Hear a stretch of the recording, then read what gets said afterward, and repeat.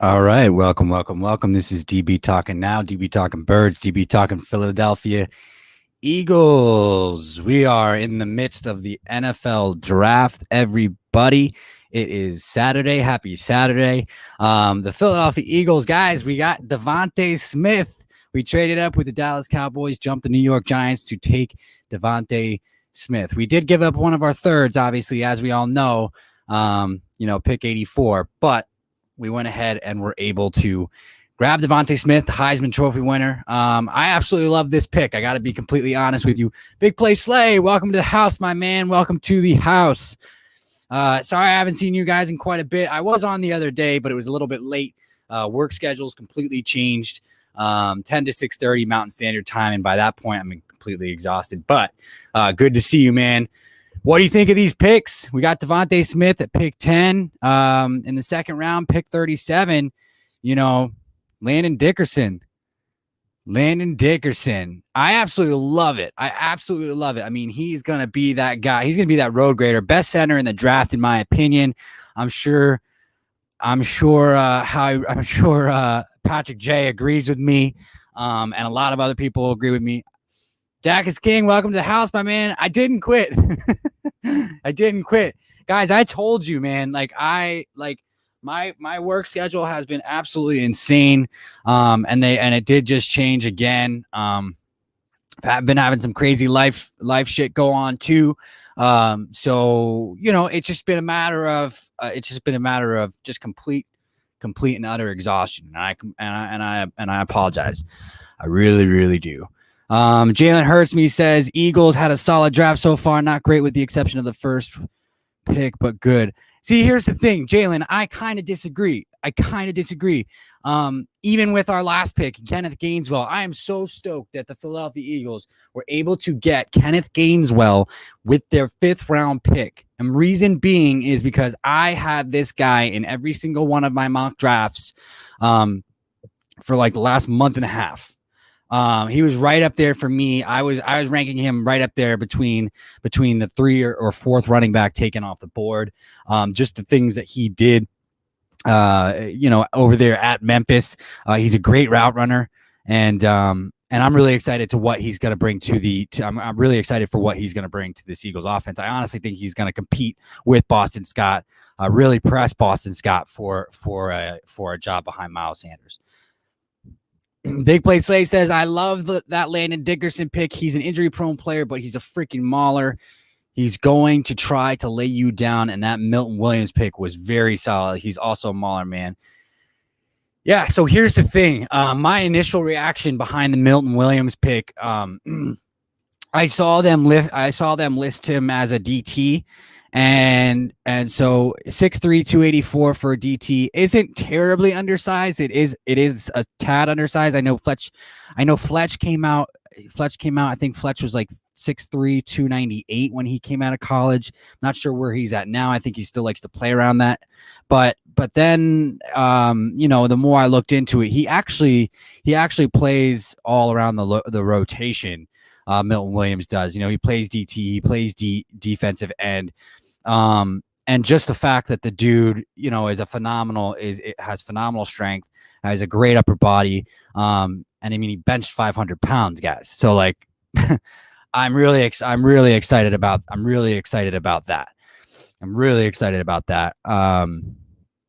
I think right now, Howie Roseman is doing a decent job. I think they are following the board. The only issue pick I have is the cornerback pick. The cornerback pick within our 4th round. And here's Patrick J to join us, guys. He is still working, so he's not going to be able to join us much more. But I know he definitely wants to talk about the Jets, because talk about the Jets. They are having a really, really good draft. Here, let me go ahead and introduce Patrick J. Patrick. Hey, buddy. Sorry, I can't hear you. Technical issues. One sec. Okay. King Miro, welcome to the house, my man. We got Davonte Smith. Woo, woo. Yeah, man. So here's the thing. I know Patrick and I we've talked about our mocks in the past and things of that nature. I mean, it kind of went the way that we thought it was going to go. We were talking off air about the fact that, the 49ers didn't really know which quarterback that they wanted to take. I think I talked about it in my stream when I jumped in around 9:00 the other night. And Mac Jones wasn't of interest. Justin Fields still had the potential to fall. So Trey Lance was possibly going to be the option there. And lo and behold, Trey Lance was the option for the 49ers at 3. Big Play Slay says, I'll give the Eagles grade an A- for the simple fact that they didn't address the quarterback position in the first 3 rounds, but they've had a top 3 grade, in my opinion. Great draft, man. Yeah, and we still got a lot to go. I'm upset that the Ravens went ahead and got Sean Wade. I feel like the Eagles with those 6-round picks, they have multiple. I think they have like 3 or 4. Probably could have traded up for him. Patrick knows that I was very, very high on Sean Wade. There's still a lot of good players left in this draft, guys. Like we've talked about in the past, there's a lot of depth all across the line, or a lot of depth all across the positions. So we'll have to see. We'll have to see. I wonder if Patrick has fixed his technical difficulties. Yeah, I'm good now. Sorry. Oh, okay. Well, jump in whenever you want, man. How you doing? Happy Saturday. How are you? Happy Saturday. It's been a while. Yeah. Go ahead and how do you feel about? Well, I kind of don't know where to start with you. I'll start with the Eagles. I mean, I think they had a really solid draft so far. Like I said, I think I really like that pick. Like them jumping up in front of the Giants because the Giants were going to take, Davonte Smith. So taking him there is a really solid pick. I really like Landon Dickerson pick too. I mean, I personally would have preferred some other guys, but I think he's a solid pick. He's going to come in there. He's really experienced playing in Alabama program. He's a senior, so he's going to be a solid offensive line prospect. I like Gaineswell pick. Only pick that it's not that I don't like him. I like the Milton pick, but I thought there was different options at cornerback that you guys could have gone at. But I mean, I give the Eagles a solid A- for the draft so far. They've done a really good job. Well, yeah, I don't know if you saw my message to you, but it seems like our senior scout was upset with that pick when I did see that video. Yeah, that video. When they had Aaron Robinson from UCF on the board. I honestly probably would have preferred Aaron Robinson also. Because they traded back. They traded back from 70 to 73, and then the Giants jumped up right to 70 to 71 to draft Aaron Robinson. Right. And I'm trying to think, there were other guys, there were other defensive line prospects on the board that they could have addressed that later. Exactly. And then the thing, that, like I said, all the other picks I absolutely love. That's the only pick that I'm kind of confused about, and especially because they spent their 4th round pick taking Zeke McPherson out of Texas Tech, So not a bad player at all, but I mean, you left a lot of good quarterbacks on board still at that point. You know what I mean? So, who knows? Sometimes teams have different quarterbacks rated higher than the others, so maybe they like this kid better than some of the guys that were available at that point. But that's giving them them the benefit of the doubt. Yeah. So far, solid draft, but I wish they would have taken some other corners that would have been better, but I can't fault them for it. They've had a pretty solid draft so far. So yeah, no, and so I want to ask you, just with that said, we didn't talk about Zeke McPherson that much. Great, now we're gonna have to call him Zeke. When will they learn? Says Damien Creative. Hey, Dad, welcome. Happy Saturday. That's my dad, everybody. So yeah, when will they learn? I don't know. When will they learn? They need to. Well, here's the thing.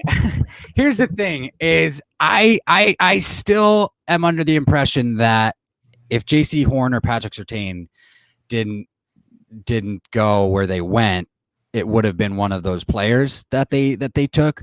Because we saw Dallas get fleeced as well at 10. I think that's why they made the trade with Philadelphia. Like, I think that they had their hopes on Patrick Surtain, but Denver took Surtain at 9, and so it was okay for Dallas to make that trade and just take Micah Parsons. Right. Good pick for them. Yeah, and that's the other thing too is I actually, on my final mock, and I don't think you and I shared our final mocks with each other, but my final mock was, and it was within the last week, right, where Sean Lee decided to retire. Yeah. So I was like, okay, that makes perfect sense. They'll go ahead and draft. They'll find a way to draft Micah Parsons, and lo and behold, they did. What I didn't expect, though, Patrick, is them to draft Micah Parsons and Jabril Cox, which great pick. Yeah, great pick. It's a great pick. Yeah, if I guess. I mean, how many linebackers are they going to take, though? Well, that's a thing that they're not sure about their current linebacker core. The last thing that Dallas came out with yesterday in the Dallas Morning News is that they are planning on parting with a lot of those guys next season. So I mean Jabril Cox and Micah Parsons, I mean they're going to be a good linebacker core for years to come. So I mean, if you're just strictly talking about value, where they got him, you can't fault them for taking him. That's a great value pick where they got him. Yeah.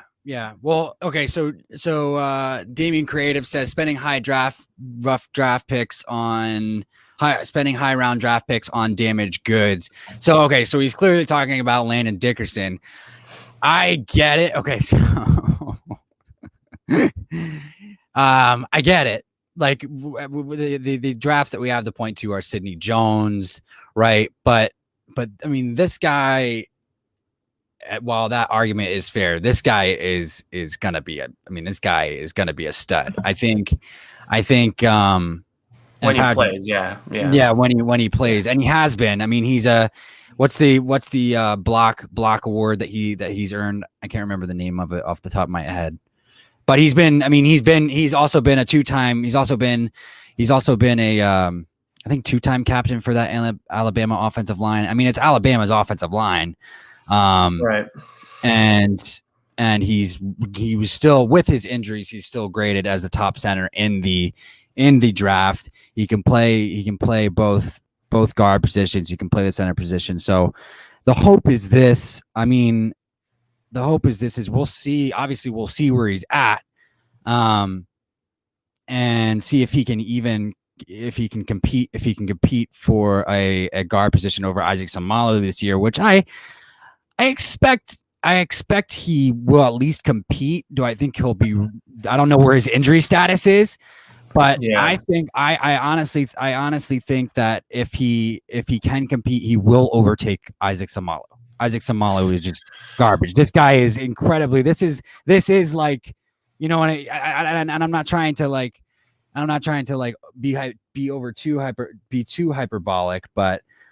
This is a guy that can take over for Jason Kelce as well in the future too. So you can either wait a year or he can come in and compete depending upon injury status is where I'm coming at. Yeah. I mean, I agree with you. I mean, he's had a solid career. Like I said, if he's a redshirt senior, he's a tough physical center. He's got a really nice size, and he can really maul guys, like you say. He stays square. He keeps his feet moving. He gets his hands on his defenders. He's really strong, and he can seal up opponents really well with great body positioning. The only negatives that he has is he lacks footwork, and he can't necessarily slide into space. But that's something that can be corrected in like the next level, with the right coaching. Like you said, the only thing is going to be his injuries, because like when he started off in Florida State, he was hampered by injuries. And then when he went off to the past two seasons with Alabama, he's really showed that great potential. And he was, like you said, graded out as one of the top centers in the upcoming draft. But, he tore his ACL again, which was, I believe, his 6th injury. And the concern with him is not only the injury, but it's 6 different injuries. It's not the same body part that he's hurting over and over again. It's 6 different injuries that he's had, and then ACL obviously being the bigger ones, So he tore his ACL in 2016, and I think this last season when he sat out in the 2020 season too, I think he tore his ACL again, which is the only double injury that he's had. And then ACL is a big deal, when you're playing a line, that needs to utilize his footwork. But yeah, like I said, I think he's a tremendous player. The concern will be to make sure that he's an interesting prospect. I mean, if we can get him going, he's going to be exactly. I have no doubt that he's going to be a great player if he can get him going. Just like you said, like I said, the only problem that I had with the Eagles taking him is I wish they would have taken someone else. Christian Barmore. Christian Barmore was right there on the board. Not just that. I think they could have taken like different centers that are graded out higher, like Josh Myers from Ohio State and Creed Humphrey from Oklahoma. They're both from obviously two different bigger programs, but they went late in the third round too. So I think if they were really looking for center, different offensive tackle prospects or guards, even they could have got someone else. And I thought, and I thought about those guys too, but that's the thing is I honestly had a late second round. Early third round on Creed. Sure.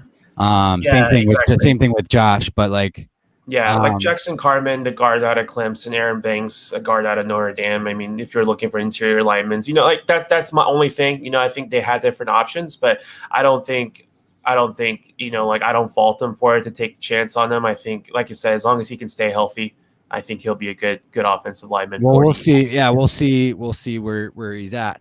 Yeah, that's the thing. They get him right. If they get him right, then I think he's gonna be good. The crazy thing is they just bucked an 11-year trend in drafting Alabama players. We have not drafted an Alabama player in 11 years, so it's kind of crazy. I don't know how that happens. I mean, like literally. So there's that. So there is that.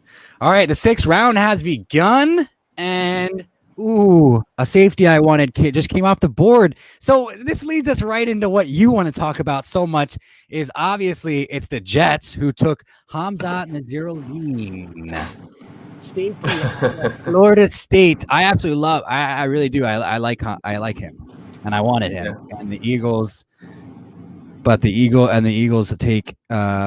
Picking about 2 picks, a pick 5 in the 6th round. Go ahead.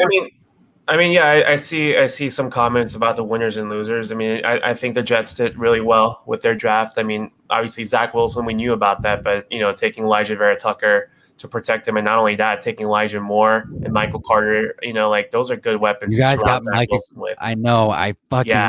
You guys are having a good. So that's okay. So yeah, Michael Carter. So that's where I had Kenneth Gainswell ranked with, and obviously Michael Carter being right up there. Obviously Michael Carter was a bit higher.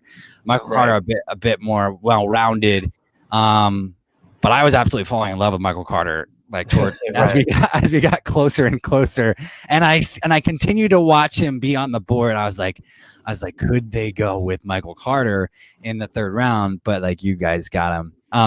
Speaking of big play slay, just reminded me that Dylan Moses is still on the board. Alabama linebacker. Did they go with the 3rd Alabama player here? Do you think, Patrick? Who? I'm sorry. The Eagles. I don't know.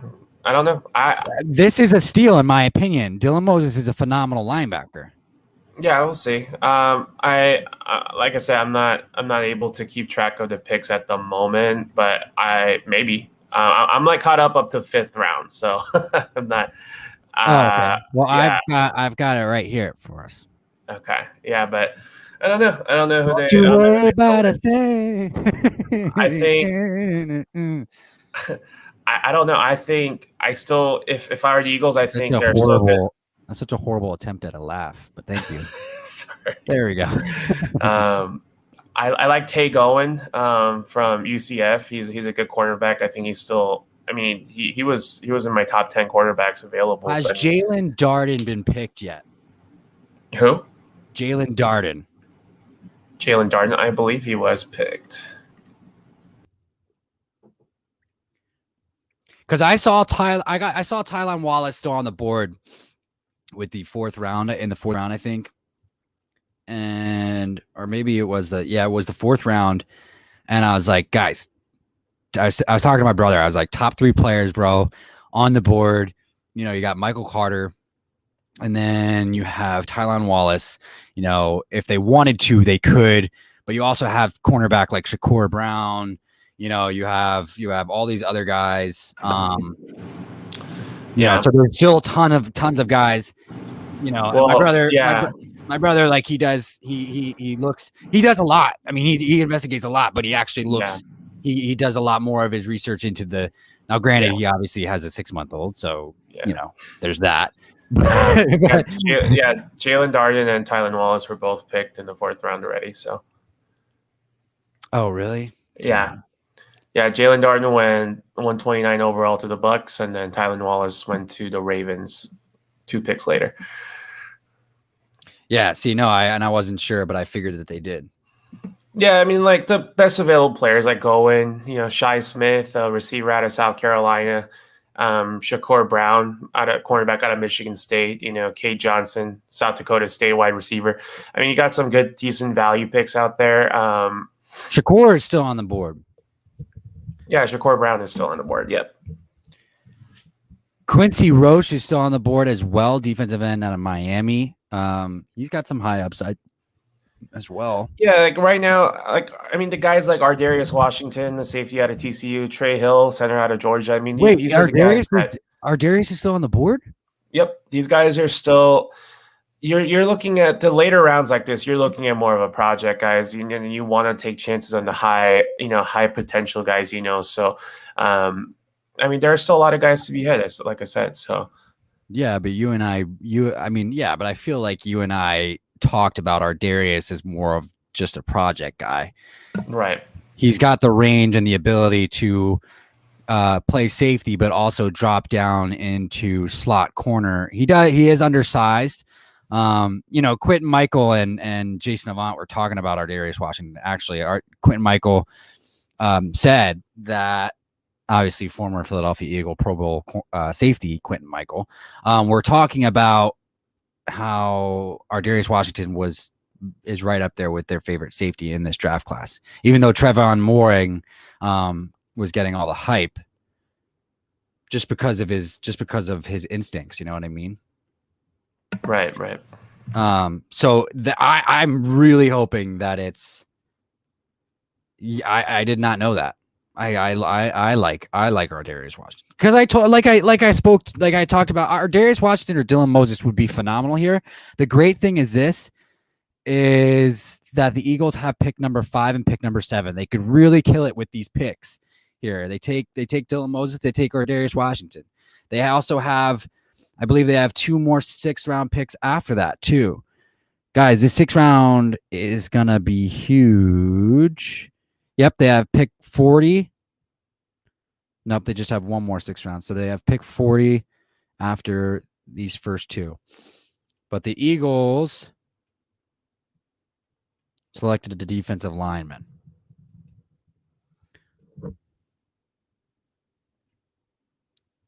Marlon Tupeloto. Do you know who that is, Patrick?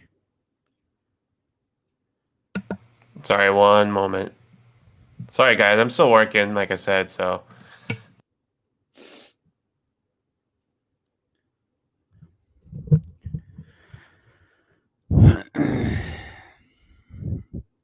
I don't like that we just took a defensive line here.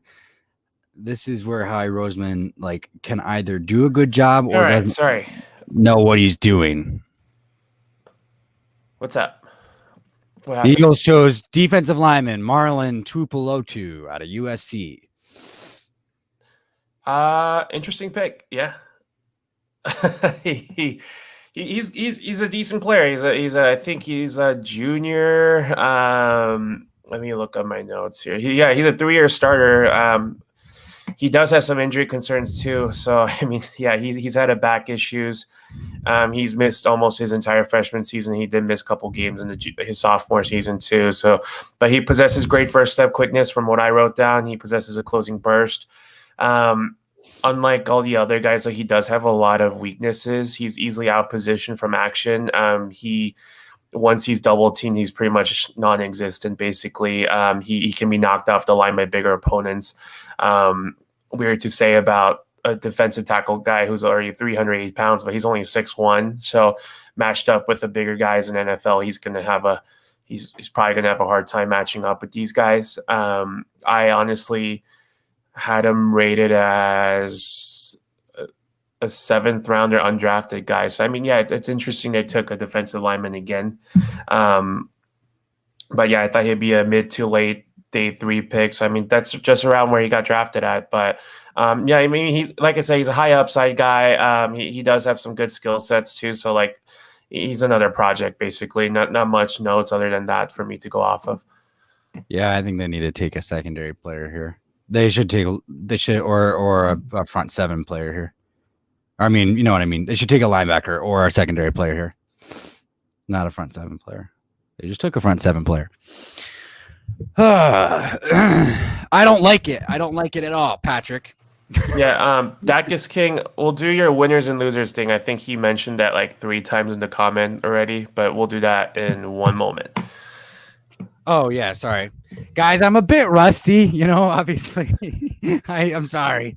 I'm really, really sorry. All right, the Eagles have 2 picks. Yes, I know. Big play Slay. I think the Eagles draft Ardarius Washington. I certainly hope so. Ardarius Washington or Dylan Moses, please. Out of this pick that's coming up now, please, for fuck's sake, get one of those guys. You know what I mean? Those are the guys. Like, those are the guys that I want to see, because if that's the case, then I can be wrong, and then I'll be happy with the world, and I can take responsibility for it. And most fans, because I think most fans are familiar with Ardarius Washington. Most fans are familiar with Dylan Moses. It's not like a crazy thing. You know what I mean? Winners and losers.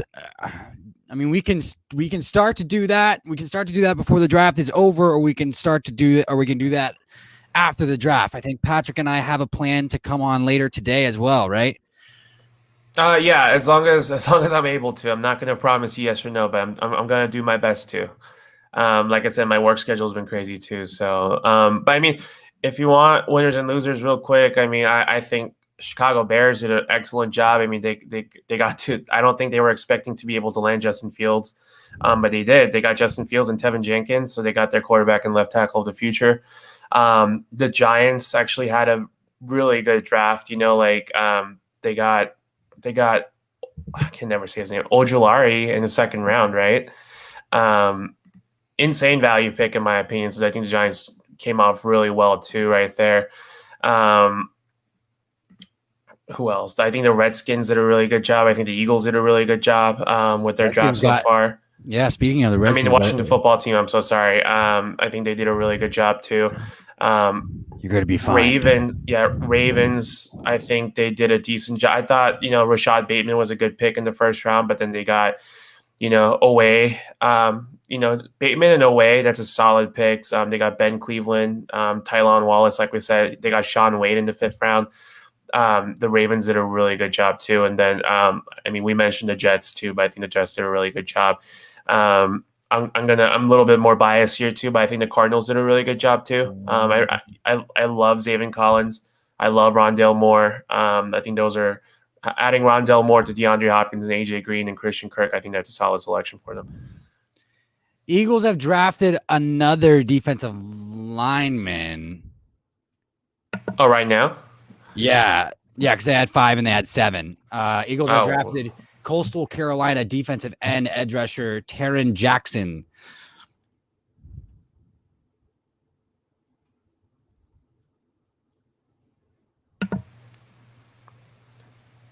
That's weird that they're like pounding up there. Well, they need to rebuild the line. I mean, that's facts. Here's what I think. I think that they need. I do. I think. Well, it's here. Well, here. Okay. Here's what I think. So I gotta put just my bias towards Ardarius Washington and how we thought, how we had like 3rd round grades on them, a little bit, or not too long ago, to the side. So I think it is good for them. I think it is good for them to address the defensive line, mainly because Jonathan Gannon is going to need what Jonathan Gannon needs. And as far as I'm concerned, like the wide 9 never really needed that prototypical edge rusher. It sounds like Taron Jackson is a prototypical, or not a prototypical, but is kind of more of an edge rusher type. And most, I don't know. I mean, we'll see. I mean, they're gonna need to bring in defensive linemen that fit that scheme, that fit this new scheme. Because again, we're going from a defensive line scheme that hardly anybody uses in the NFL anymore to more standard, and so the size differences are gonna be different, right? So like you just take a look at Milton Williams, and he's 6'3", 284 pounds. And that's not the size that we usually draft at defensive end. It's just not. We usually draft somebody a little bit lighter.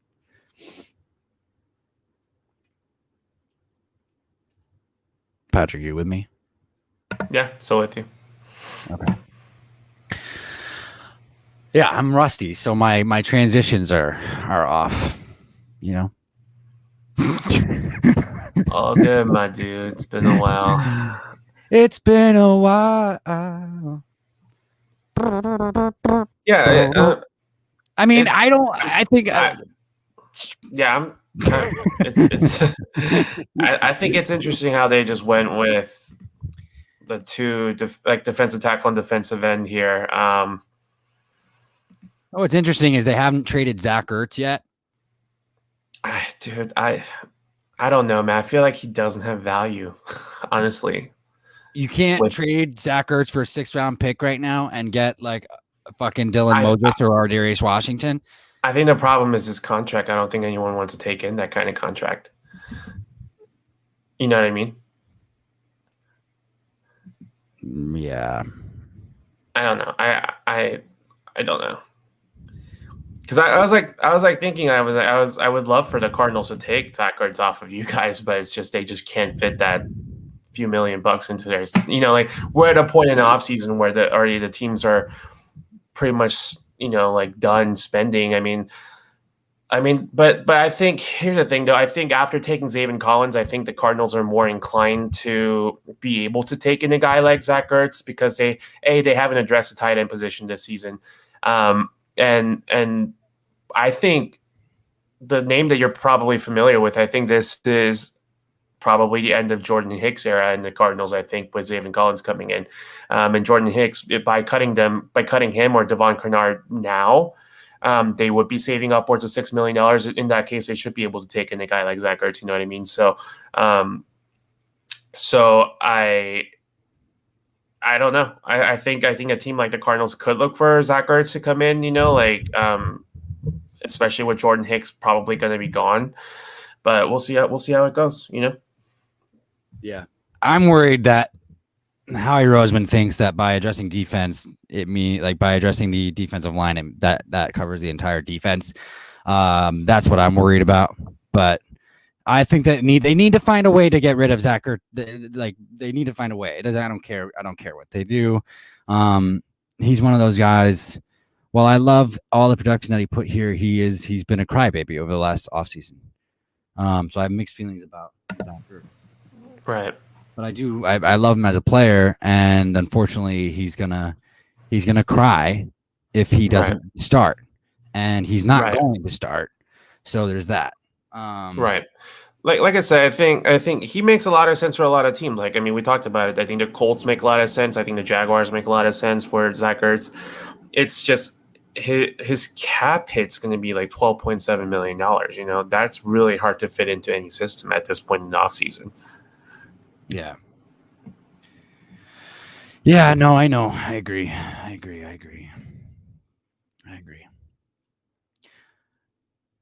I'm trying to see. I'm a little out of words. Really? Like, I'm glad you guys are having a good draft. That's good. Big Play Slate says, Patrick, my bromance brother, long time talk. Know how you been? Blah, blah, blah.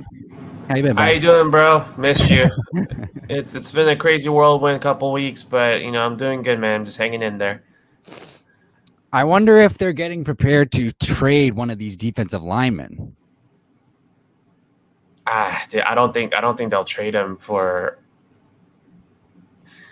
Dude, I don't know. No, I know, but like Milton Williams, guys, Milton Williams, yeah, no, but Milton Williams should come in and compete.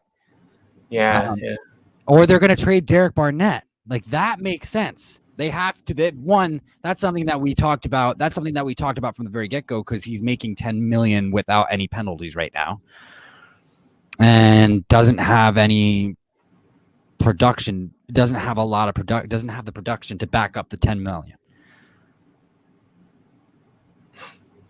They should trade Derek Barnett for a cornerback. Is what they should do. Like I said, it's going back to all the salary caps and stuff at this point. It's really hard to fit in those high salary guys into like different team systems and stuff at this point. Like I think that's where the concern comes down to. You would have to match salaries and stuff like that. Yeah, I agree. I understand. You could cut him. Fuck you. No. Bye, DB. Wait a minute. That's me. No. You know what? Let's talk about something positive. What is Davonte Smith going to bring to this team, baby? I think he's going to bring like a Tyreek Hill sort of element, honestly.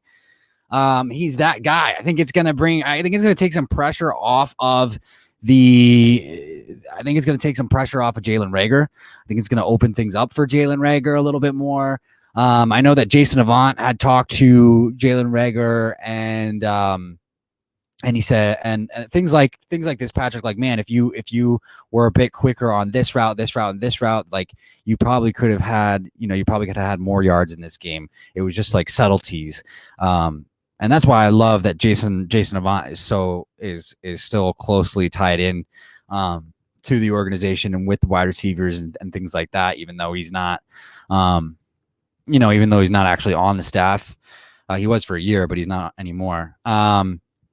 So I think having Davonte Smith is definitely gonna open things up even more for Jalen Reagor. But my thing is I wouldn't be opposed to them drafting even another wide receiver. And Patrick, TJ Vasher still comes into mind. Again, he's a developmental guy, but I still think he can bring something. Travis Fulgham's development is gonna be huge as well. So we'll see. But I'm liking what we have. I mean, just adding Davonte Smith does open up a ton, because if you think about it, if Jalen Reagor makes the step in year 2 and adding a player like Davonte Smith, Patrick, as a Cardinals fan, what D-Hop did for Kyler Murray. I mean, we also have Miles Sanders in the back in the backfield there. I mean, we have the offensive playmakers to do some good shit. You know what I mean? And so it will just depend on, can we get Davonte Smith the ball? Really, it will. Can we find creative ways? How does Nick Sirianni find ways to get Davonte Smith the ball, and how does that affect the other playmakers around him? And it basically, if those things are schemed correctly, then it comes down to the one and only Jalen Hurts. And how does Jalen Hurts do? So, Patrick, what do you think Davonte Smith brings to this team?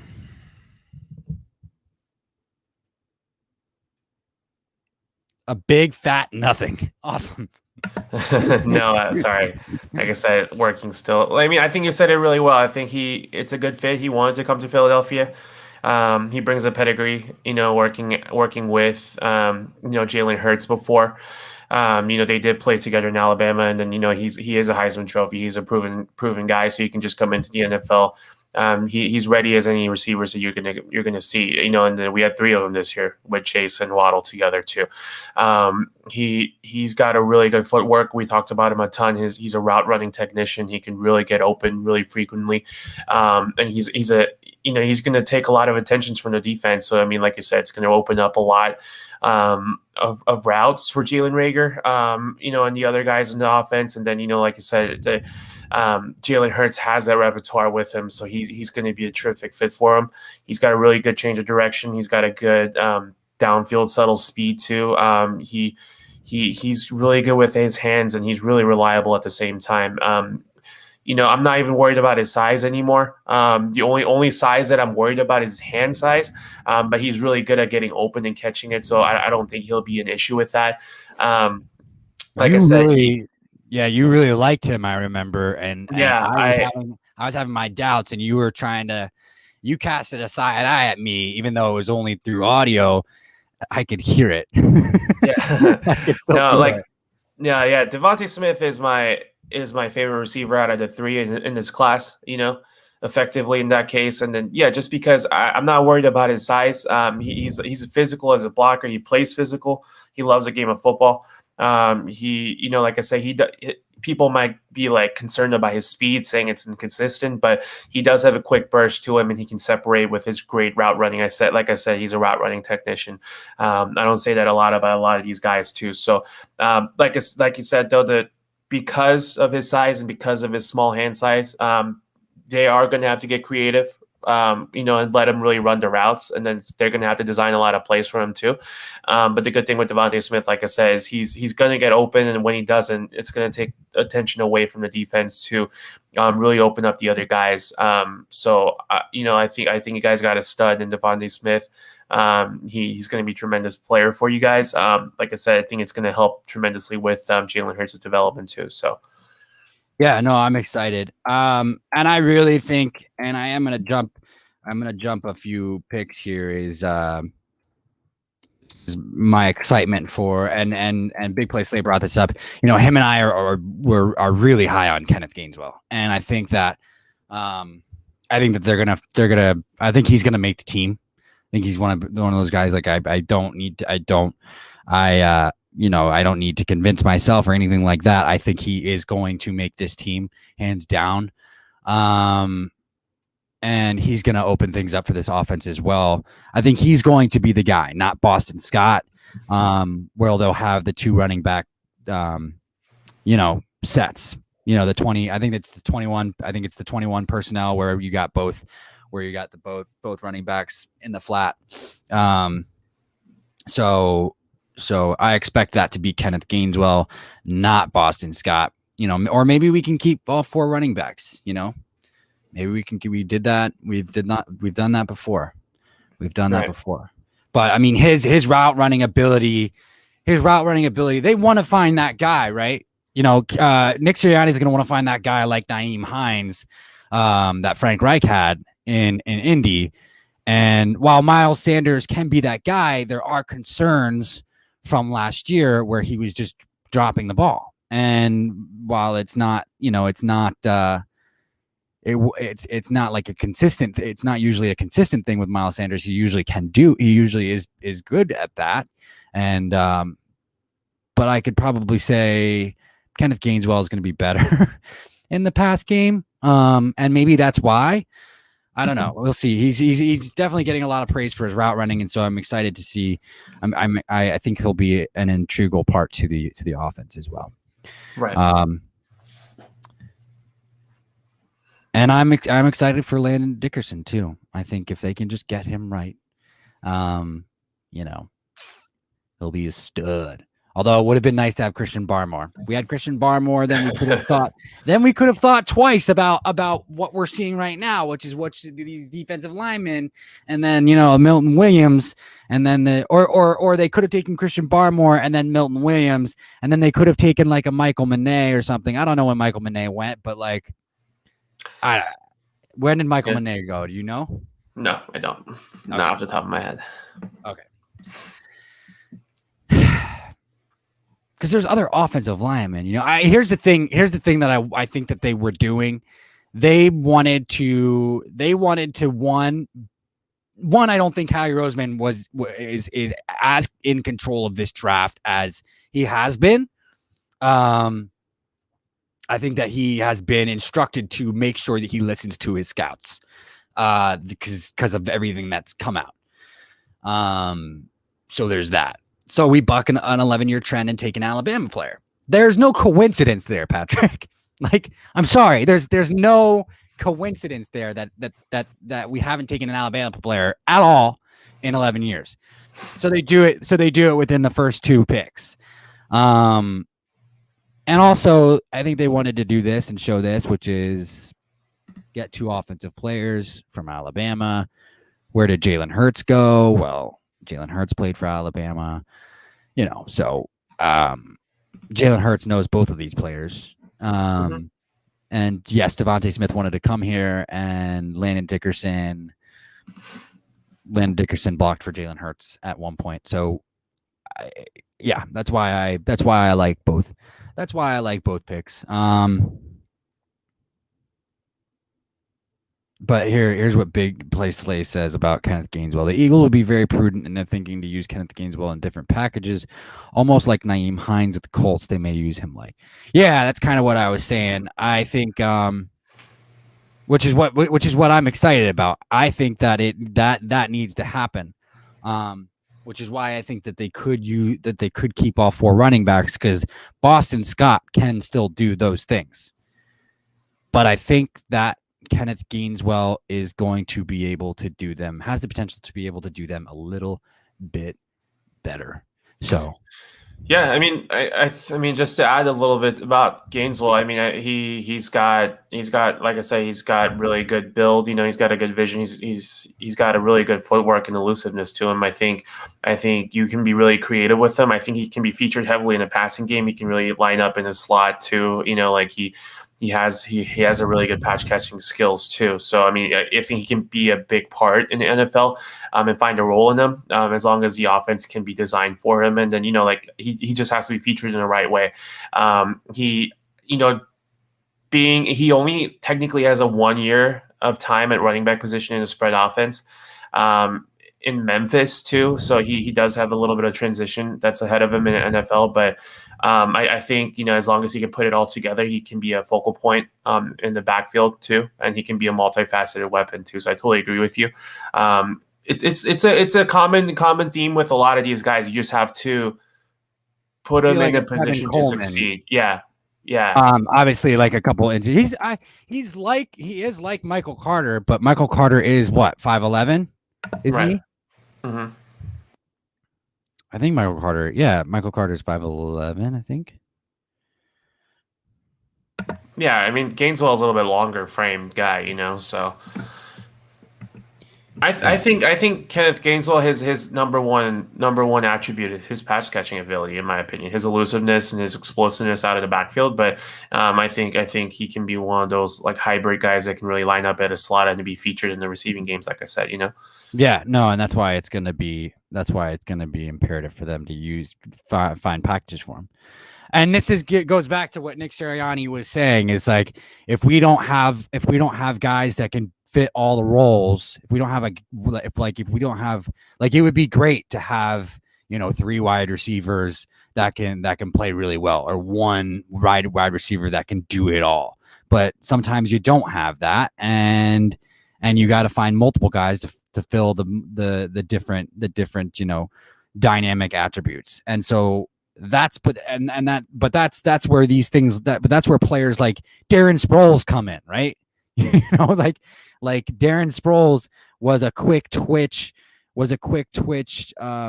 running back that was really small and could be an all-purpose running and became an all-purpose running back, and players couldn't keep up with him. So like, freaking Kenneth Gainswell is a running back who is really good, who's going to be really good in the passing game, and defenses are not going to be as prepared for it because you could line him up with Miles Sanders out there as well. So Yeah, I agree with you. And he's a running back, and it could be a run play. That's basically what I'm. Right. Yeah. I'm rusty today. It's okay. Yeah, no, I'm sorry. I'm not as engaged. Like I'm trying to like work and then talk at the same time. So no, you're fine. I apologize. No, you're fine. You're fine. I'm trying to Toxic Falcons. All the Falcons pick have been on point. Totally agree with you. Your 6th round pick, Frank Darby out of Arizona State. He was one of my favorite receivers that I saw. I mean, that's my alma mater. I graduated from ASU, so I'm partial to them too. But like a lot of people are like, doubting Frank Darby, but he's going to be an awesome weapon for you guys too. So I'm excited to see him play for you guys. Yeah, I was looking into Frank Darby. I'm surprised he didn't go a little sooner, honestly. I was looking into Frank Darby as we got closer to the draft, and but yeah, I'm kind of one of those people that I do shy away from ASU players. They produce good receivers the past couple seasons. You know that 2 first-round receivers in the past 2 years, and then they haven't produced yet. But N'Keal Harry needs to produce. That's what I mean. They haven't produced yet. Brandon Ayuk showed some promise last year. Brandon Ayuk. Okay, yeah, Brandon Ayuk. There you go. So all right. But Falcons hit it out. Yeah, Kyle Pitts. I mean, I'm proud of that one. A lot of people were saying quarterback to that one, but I stuck with Kyle Pitts on that one. But I think the consensus was because you and I had the stream where it didn't make sense. We broke it down with the rookie window, and the Super Bowl window, or the Super Bowl window, and it just didn't make sense for them to go quarterback there. I think we kind of broke that down that way, and yeah, playmaker or offensive line made sense. Yeah, and then I think they did really well. Kyle Pitts, obviously, he's a generational talent, but their 2nd and 3rd round picks. Richie Grant, a tremendous pick. Jalen Mayfield, he was a really highly graded tackle out of Michigan too. And I think you guys picked Darren Hall out of San Diego State, Taquan Graham out of Texas, right? Solid picks all around. So I think the Falcons do really well too. So, ooh, the Chargers just got Larry Roundtree, running back out of Missouri. It's a good pick. What pick are we at right now? We are at the 17th pick in the 6th round. New York Giants on the clock. Dang. And Tay Gowan still hasn't gone? I don't think Shakur Brown is gone yet. No, he hasn't. Shai's like my top guys are Tay Gowan, Shai Smith, Shakur Brown. What about Dylan Moses and Ardarius? Ardarius is, I think, my 11th right now. Dylan Moses is my 6th. I have K. Johnson, a receiver, ahead of him. I have Marvin Wilson, a D tackle from Florida State. DJ Daniel, a cornerback from Georgia. Oh yeah, I do. I love DJ Daniel. There's a lot of guys available still. Dang, the Eagles passed on all these guys. I'm finally looking at who's available. Kerry Vincent Jr., LSU cornerback. I wish the Eagles would have only just taken one defensive lineman, taken one of these guys. Dang. James Wiggins, safety out of Cincinnati, is still available. Jacoby Stevens out of LSU. Justin Hilliard out of Ohio State. Yeah, Brian Mills from North Carolina Central. I mean, he's a solid defensive back too. Michael Manet and Will Freeze, offensive linemen out of PSU, are still on the board. Tay Gowan. Did you say Tay Gowan? Yeah, Tay Gowan's my number 1 that's been available since like 5th round, dude. Yeah. Tay Gowan should have been a 3rd round talent, bro. I'm always picked, dude. That's me. I'm Dylan. I'm just kidding. Yeah, Dylan Moses hasn't been picked. Look, Tay Gowan, like I know that they got I know that they got what's his name, Zeke, but they need to get. That's the thing. Tay Gowan, to me, Tay Gowan is he can compete for a starting job. Zeke is a project, dude. So that's why I'm like surprised that they went with Zeke. You know, Because they don't know because like so here's the thing. You know, like let me talk about it a little bit more. The problem I had with the Eagles taking, you know, like Landon Dickerson at the second round, you know, is just the same problem that I have with them taking Zeke. You know, like it's not necessarily the guy that they picked. It's just the talent that was available that you could have gotten. You know what I mean? Like I think that's my only issue with the draft so far. But then again, it's not just them. All of these teams are passing on guys like Tay Owen. So I mean, like, maybe there's much more to it. Maybe there's like a medical issue that we don't know about. You know? Yeah, no, exactly. So, but And maybe yeah, Landon was cleared. Maybe it was clean. Landon was maybe, cleared. maybe. I mean, I'm sure they did their due diligence and stuff for all these guys. So we'll see.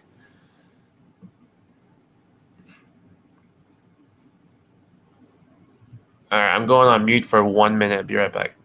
Okay.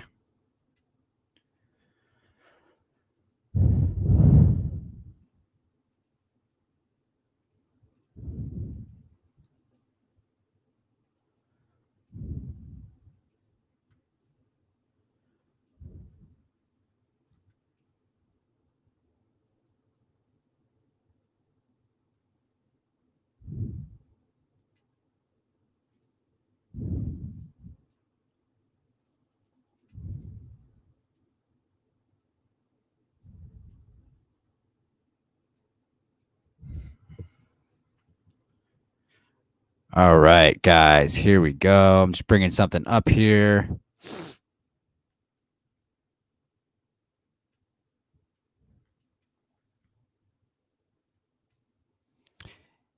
Eagles will have top 3 pick next year because I want a different quarterback. LOL. We'll see what you say in a year. We'll see what you say in a year.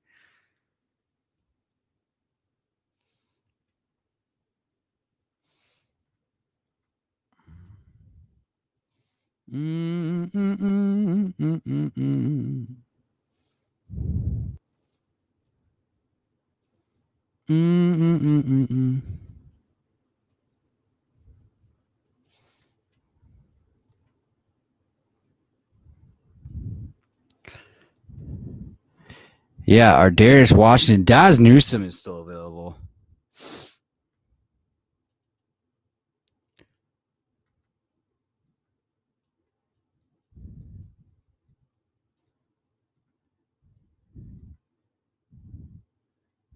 Give me 1 second, guys. I'm having technical difficulties.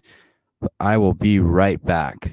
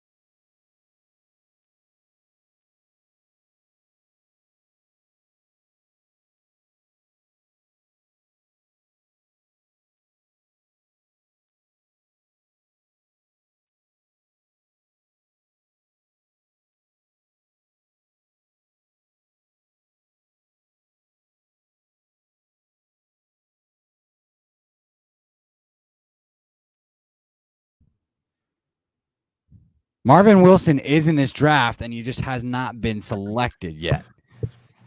There he is. Patrick. What's up? Sorry, I have shit that I'm kind of urgent and need to take care of. So if you could comment real quick. Yeah. Let's Much see. you can. Yeah, no, we're just heading towards the end of the draft, like you said, guys. I mean, this is where you are really paying attention to the potential more so than any type of talent. I mean, but there are some talented guys that we just talked about that are available that can be had. But like this draft was very deep, but at the same time, it was very top heavy too. So a lot of the guys, I think, like in the first round, kind of shaped up the way that we all expected it to be. There wasn't a whole lot of surprise so far. And then there's not a lot of guys that's sliding too, like as much as we thought there would be. So I think this draft is actually just playing out just the way it's supposed to be. I think the very last picks, let me see, Marquise Stevenson, a receiver, went to the Bills. So yeah, like a lot of the guys that we were talking about that we're surprised that are still not being picked. They're continuing to slide. I mean, this could be for multiple different reasons. These teams do a lot of due diligence, like into their characters and their medicals and stuff like that. So maybe it's just something that doesn't show up on tape, that these guys are shying away from a lot of these top guys, but we'll see. We'll see how this all plays out. But it's exciting. It does surprise me that the Patriots went with Joshua Bledsoe at 4 in the 6th round over one of these top guys that we're talking about. You know what I mean? Right. So there must be something good, because he's usually he's usually good at identifying talent. But right. Bill is. UNC. Rodarius Williams. Can you believe it? The Giants went after 2 cornerbacks.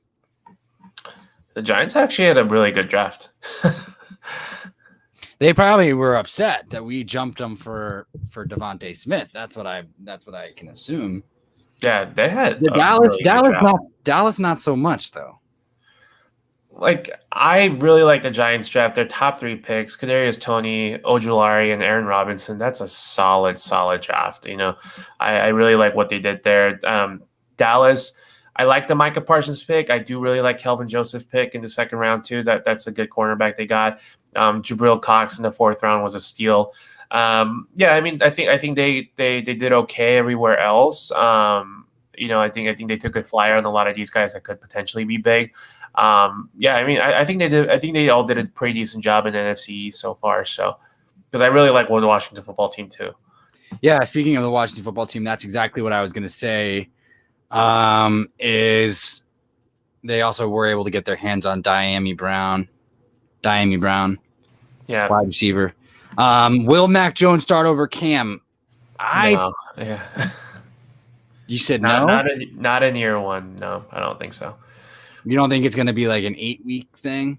No, I mean, you never know. But week one, it'll be Cam taking the ball for sure. Yeah, they probably. Yeah, knowing Bill, I guess you're right. Knowing Bill, probably not.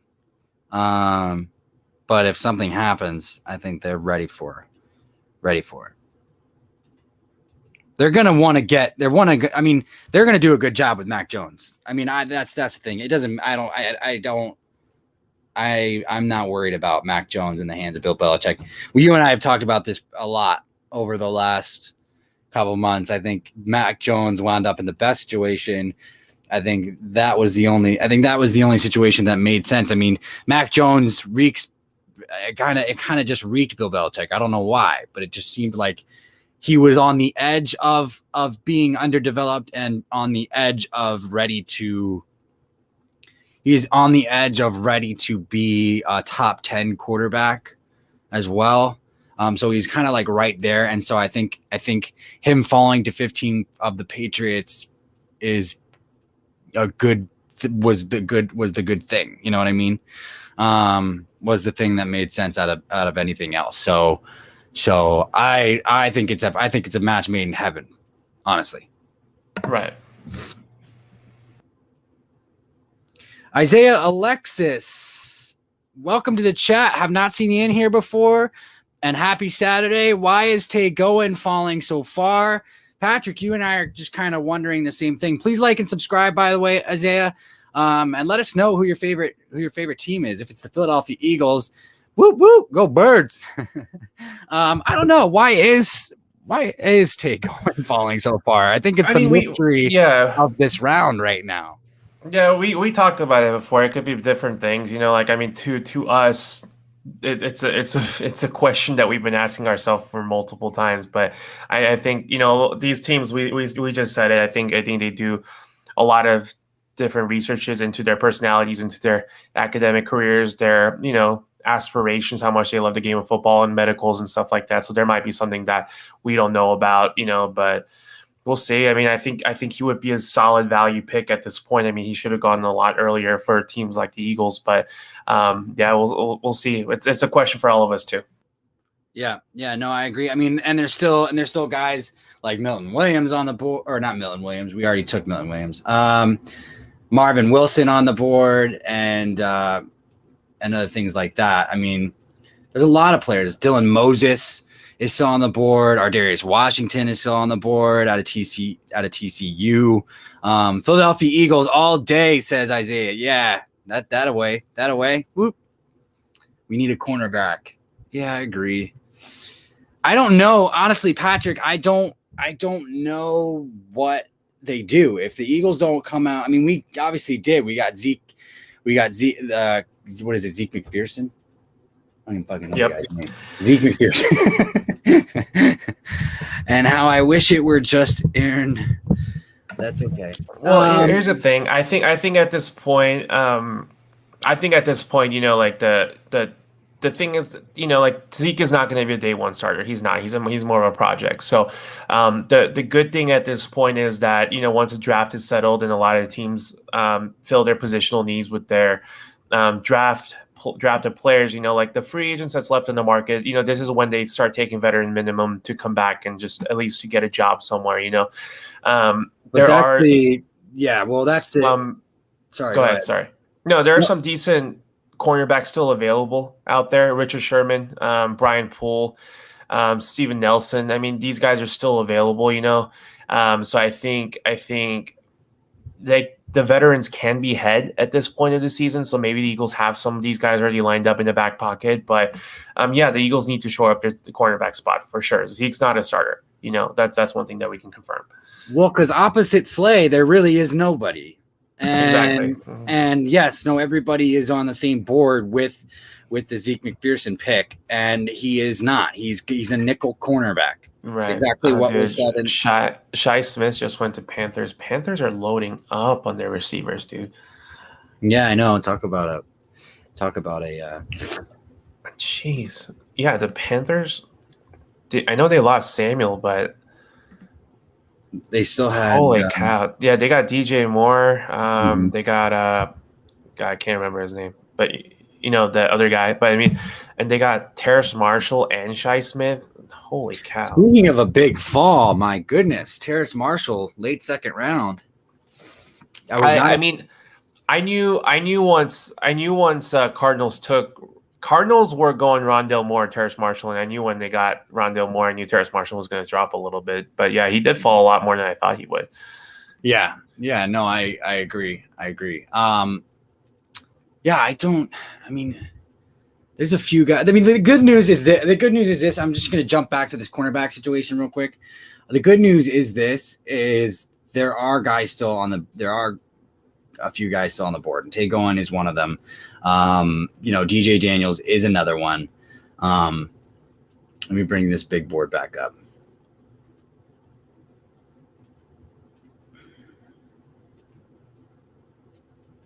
And then even linebacker, because we haven't drafted linebacker yet, but Dylan Moses, obviously, and Shaka Toney, which is I think they should have went for Shaka Toney at defensive end, but that's just me. Out of Penn State. Kerry Vincent Jr. out of cornerback out of LSU. Who else do we got? DJ Daniel, I already mentioned him. Safety James Wiggins out of Cincinnati and safety Jacoby Stevens out of LSU are a couple guys that Patrick and I have talked about in the past. So, Patrick and safety Ardarius Washington, Shakur Brown is still on the board. So, I mean, these are guys. There's quite a few guys that the Eagles should just go out and get. Justin Hilliard, linebacker at Ohio State, isn't going to be a bad option as well. So there are going to be quite a few guys that the Eagles can go out and get. It's just a matter of if they go out and get them. Patrick, how do you feel about Ohio State linebacker Justin Hilliard? And I will be back with you guys in a few minutes. Yeah, Justin Hilliard, he's another guy that I'm really surprised that's falling. He's a prototypical Sam linebacker. He can be a core special teamer. He's the Buckeyes linebacker. I feel like they come out all the time, but the Pete Warner was drafted earlier to Tough Borland. So he's got a really, really good opportunity to showcase his ability in the next level because he's got a good size. He shows good trigger skills. He can attack downhill and he can, really stuff to run really well too. He has a knack for being in the right spot to create big plays, and he's not afraid to be in the feature role. So, like I said, if he can develop, all those skill sets into the right piece and right place, then he's going to be able to be that core essential Sam linebacker in any type of 4-3 scheme more than anything. But he, like I said, he can be a core special teamer if not. So I think he's going to be a, really good asset for any team like that.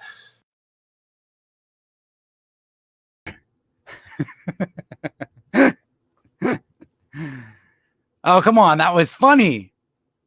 I didn't hear you. You just came up and laughed. I said you can be a core special teamer. Oh, you didn't. I didn't hear any of that. Really? Oh man. Because I even left my screen. I left my screen on black, and yeah. And so it would have sounded funny. Yeah, I don't know what to say, guys. Like I don't know if the scouting department, like if Howie Roseman was actually listening to his scouts in the beginning and then he wasn't, but I don't know what the fuck they're doing. I think Taron Jackson was a good pick. I'm not sure about the USC defensive tackle. I'm not sure about that guy. I like Taron Jackson. I think I was taking him in the 5th round in my mocks a couple times. So I do like that pick. Milton Williams, that's the only one that I didn't know about him. Because honestly, Patrick and I mean, Patrick, you and I didn't really talk much about the defensive line because it's not that in depth, but I guess it is. It's the defensive tackle position. Honestly, that's not that in depth. It's the defensive end edge rusher position that is. And so I didn't look at Milton Williams because there were some that were listing him as just a DT, and then some that were listing him as a DE. And so, I didn't really look at him. I didn't really look at him all that much, but he's one of those guys that I think I took in one of my many mocks just once, and I got I got a good grade for him, whatever that means when it comes to the PFF mock simulator.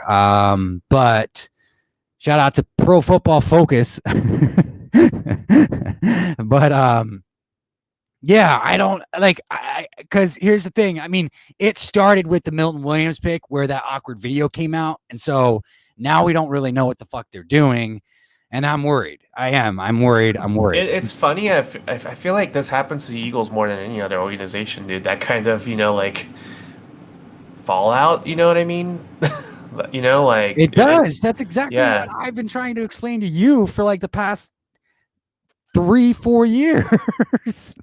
Yeah, I didn't realize, but I feel like Eagles more than any other team. It's just on the outside, it just seems so disorganized, Yeah. Yeah. No, I mean and I think I don't know what to do. I mean, I think Taron Jackson, look, they've hit with some of their late round picks. Jason Kelce was a late round pick. Josh Sweat has been producing more and more so each year since he's been drafted. So they've done well. Jordan Mailata was a late round pick, and did a good job. Came in and did a good job, and former rugby player and whatnot. So I think Taron Jackson has the ability to do that. I don't know enough about the USC DT, but apparently he was ranked number 1 in pressures, out of the defensive line draft class. So there's that.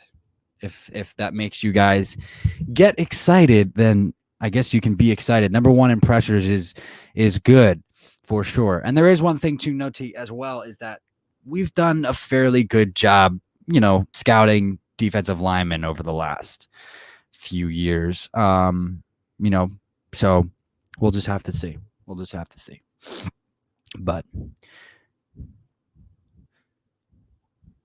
yeah, these guys just continue to fall. They continue to fall, Patrick.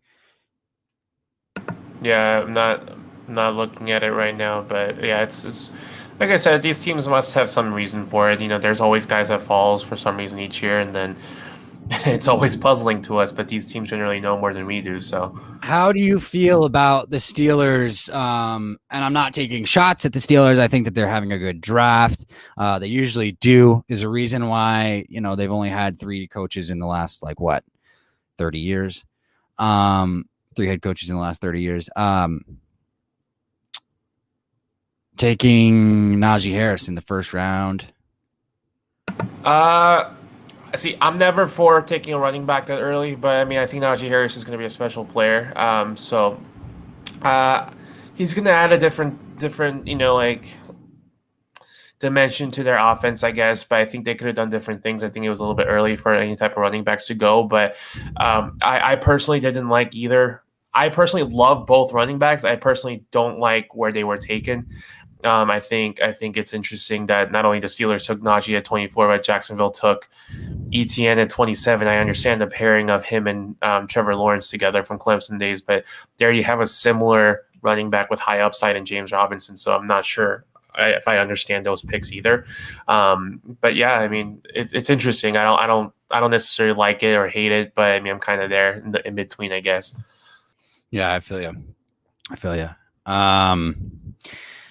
Yeah, it's definitely one of those.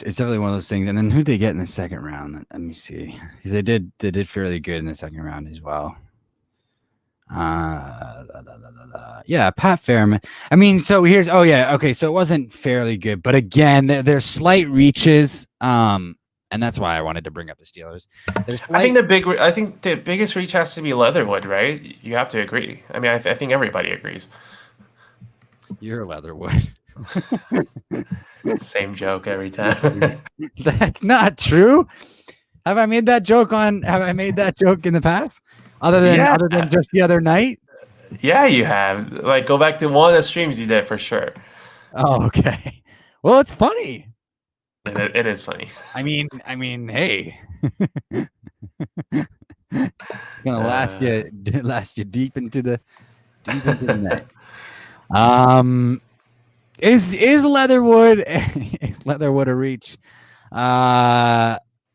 Yes. In the first round?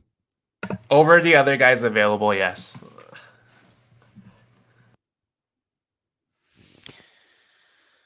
Where did they take him? Where's Leatherwood? Oh, the Raiders. The Raiders. That's right. The Raiders. They went at 17, dude. That's nobody knows what the fuck the Raiders are doing. Yeah. Definitely. I don't know what the Raiders are doing. I think they went with the reaches again. Although Trevon Moehrig was a good pick. Great pick. That's a great value pick right there. Yeah. In fact, I was upset. If I were Howie, I may have taken Trevon Moehrig there over Landon Dickerson. Trevon Moehrig could. I mean, he's like that all around defensive back. He can play cornerback position better than a lot of these cornerbacks, even, Yeah, and so and even Javon Holland too, who went not.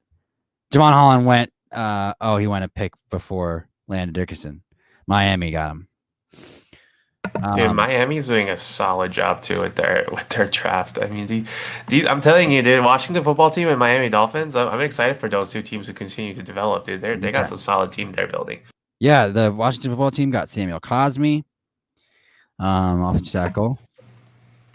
The Browns. So this is a trend with the Browns, is that they get these defensive players like this, and they are hybrid, like high-end players. They seem to continuously find these steals, and obviously you know what I'm talking about. Look, they got Greg Newsome in the first round, and then they got Jock in the second round. Great first two picks.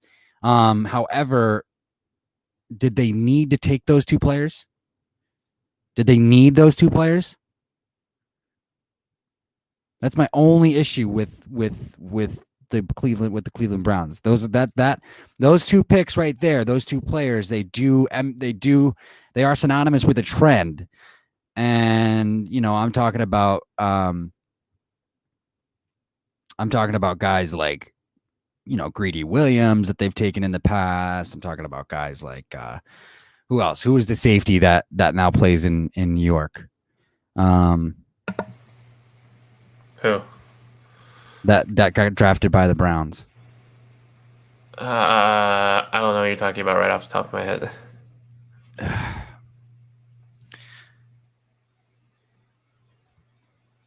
Well, anyway, my point is they continuously draft these hybrid players, and do they actually need these defensive players?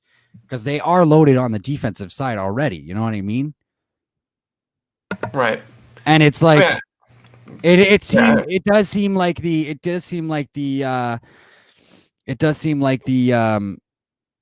fuck, I'm losing my mind's going blank.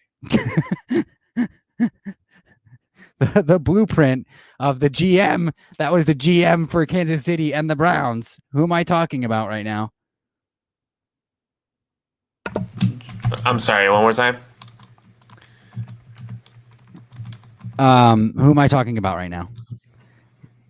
The GM that was for Kansas City and the Browns. My mind's going blank. John Dorsey? John Dorsey. There we go. It seems like they're yes. Thank you. I know you're working, but you're not coming through in the clutch real quick. Sorry. Jesus Christ. You're making me sound like a complete idiot. I'm just kidding. I love you.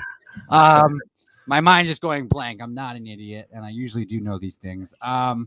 It seems like they continuously are able to follow the John Dorsey blueprint that was left there for them. But my issue with the Browns, and this is what I'm talking about, Patrick, is Greg Newsome and Jeremiah Amwuso Koromoa, or however you say it, Jock, did they actually need those players? That fits the bill of the type of players that they've drafted in the past, which is the hybrid defensive players like Greedy Williams, and then the safety who now plays in New York, who I can't remember the name of. I mean, yes and no. I mean, they did need a defense. I mean, cornerback and a linebacker help. So I think they do fit that positions really well. Greg Newsome, I think, went right about where we would expect him to go, late first round. So I think he's a good addition there. JOK was absolutely a steal at pick 52, in my opinion. I think they did a phenomenal job coming off of there. So, I mean, yeah, do I think they could have addressed the other position? I think they needed offensive linemen a little bit more. But I mean, if you really think about them, they're set at quarterback. They got a decent wide receiver core. Their running backs are solid with Hunt and Nick Chubb already. So a lot of their needs were at the defensive end of it. Whether it was defensive lineman, quarterback, linebacker, or safety. But so I think they did get players that fit their needs. But I do see what you're saying as far as like the hybrid, same kind of guys. You know what I mean? So. Yeah. It's just weird. If Tay Gowan is there at 40 for the Philadelphia Eagles, they have to take Tay Gowan. Any one of these cornerbacks, DJ Daniels, Tay Gowan, Shakur Brown,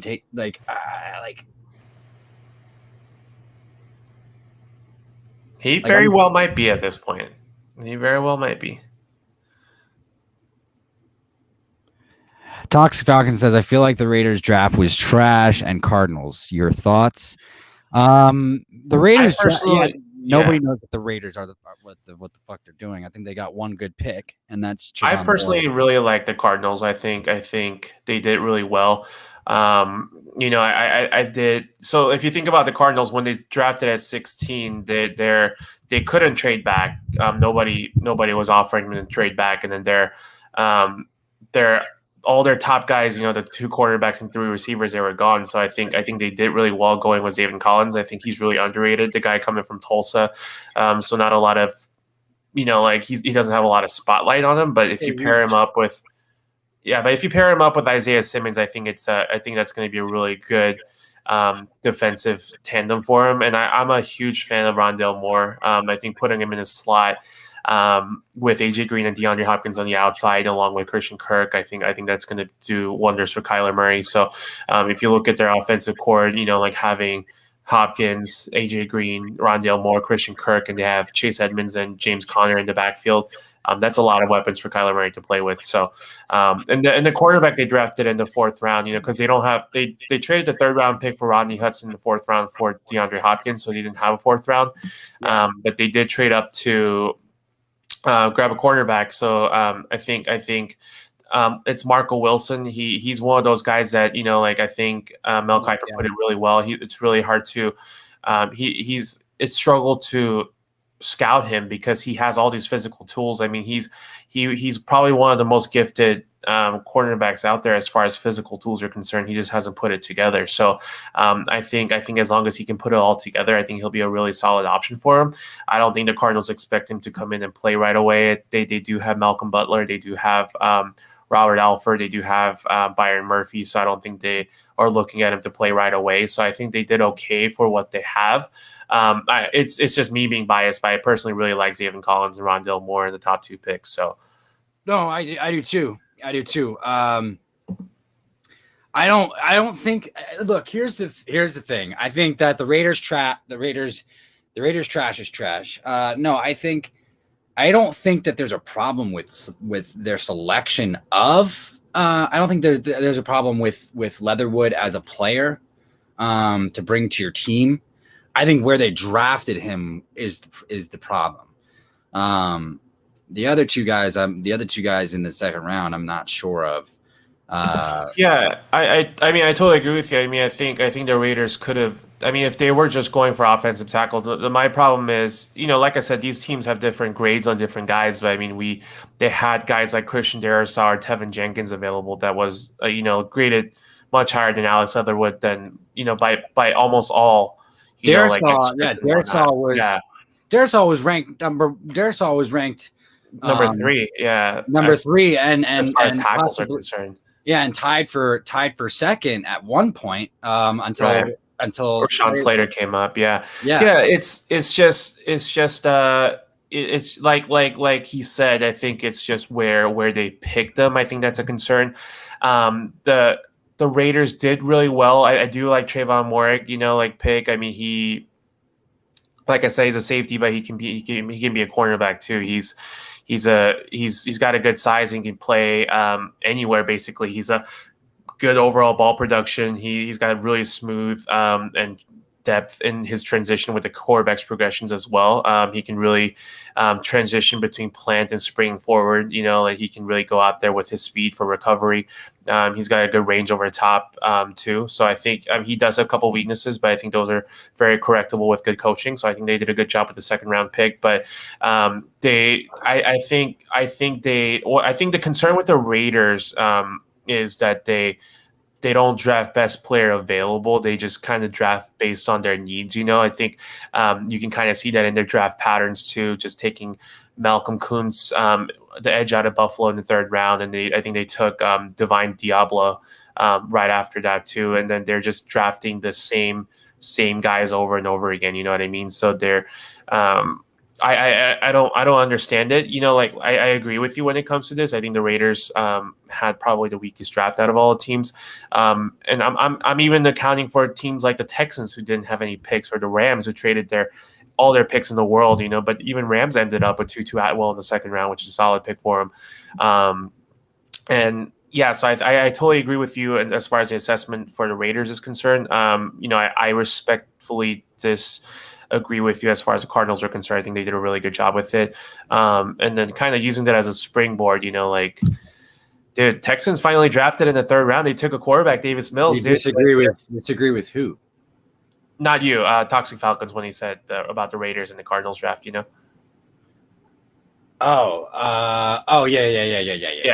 And I appreciate that. I take that as a compliment too, if you're telling me about the GM of the Falcons. But but isn't that crazy, dude? The Texans use their first pick to get Davis Mills. That can't be good for Deshaun Watson prospects. No, it's crazy. I mean, I guess it's not that crazy. It makes sense to me, but yeah. It's more and more days go by. It just doesn't sound. This doesn't sound good as far as Deshaun Watson coming back. I try not to concern. Oh, the Eagles do. Oh, they traded it to Washington. Why did they trade it to Washington? They just traded it right now? No, their other 6th round pick. They had 224 and they had 225, but it was traded to Washington. And I don't know why. That's why I wasn't seeing 4. Remember when I was like, I think they have 3 6th round picks or 4, but they actually did have 4. And yeah, I don't think the Eagles pick until 224. Yeah, now it's 225. Yeah. The other thing too, look, if they're gonna stay, and I just thought of this too, if they're gonna stay on this defensive line thing, Quincy Roche, another edge rusher, is still on the board. I had him rated in the 3rd round. I really did. 3rd to 5th round draft prospect. I'm surprised. He's another one I'm surprised is going. He's dropping this far down. Right. But it depends on what Jonathan Gannon wants to do, like if he wants edge rushers, which we don't have edge rushers. We had the wide 9 and hoped that and used that as a way to, get to the quarterback. Then go out and get edge rushers. That's edge rushers are different than just defensive ends. Brandon Graham, it's another thing that we talked about. Brandon Graham is old. He did, they did extend him, but he is old. Fletcher Cox is getting old. Fletcher Cox has been injured over the last two years, here and there. So, honestly, Javon Hargrave didn't live up to his contract. I know they restructured him, but still he hasn't lived up to the contract, and hopefully he gets a little bit more production out of him. Now that we're going back to a scheme that better fits him. I'd honestly say outside of those players,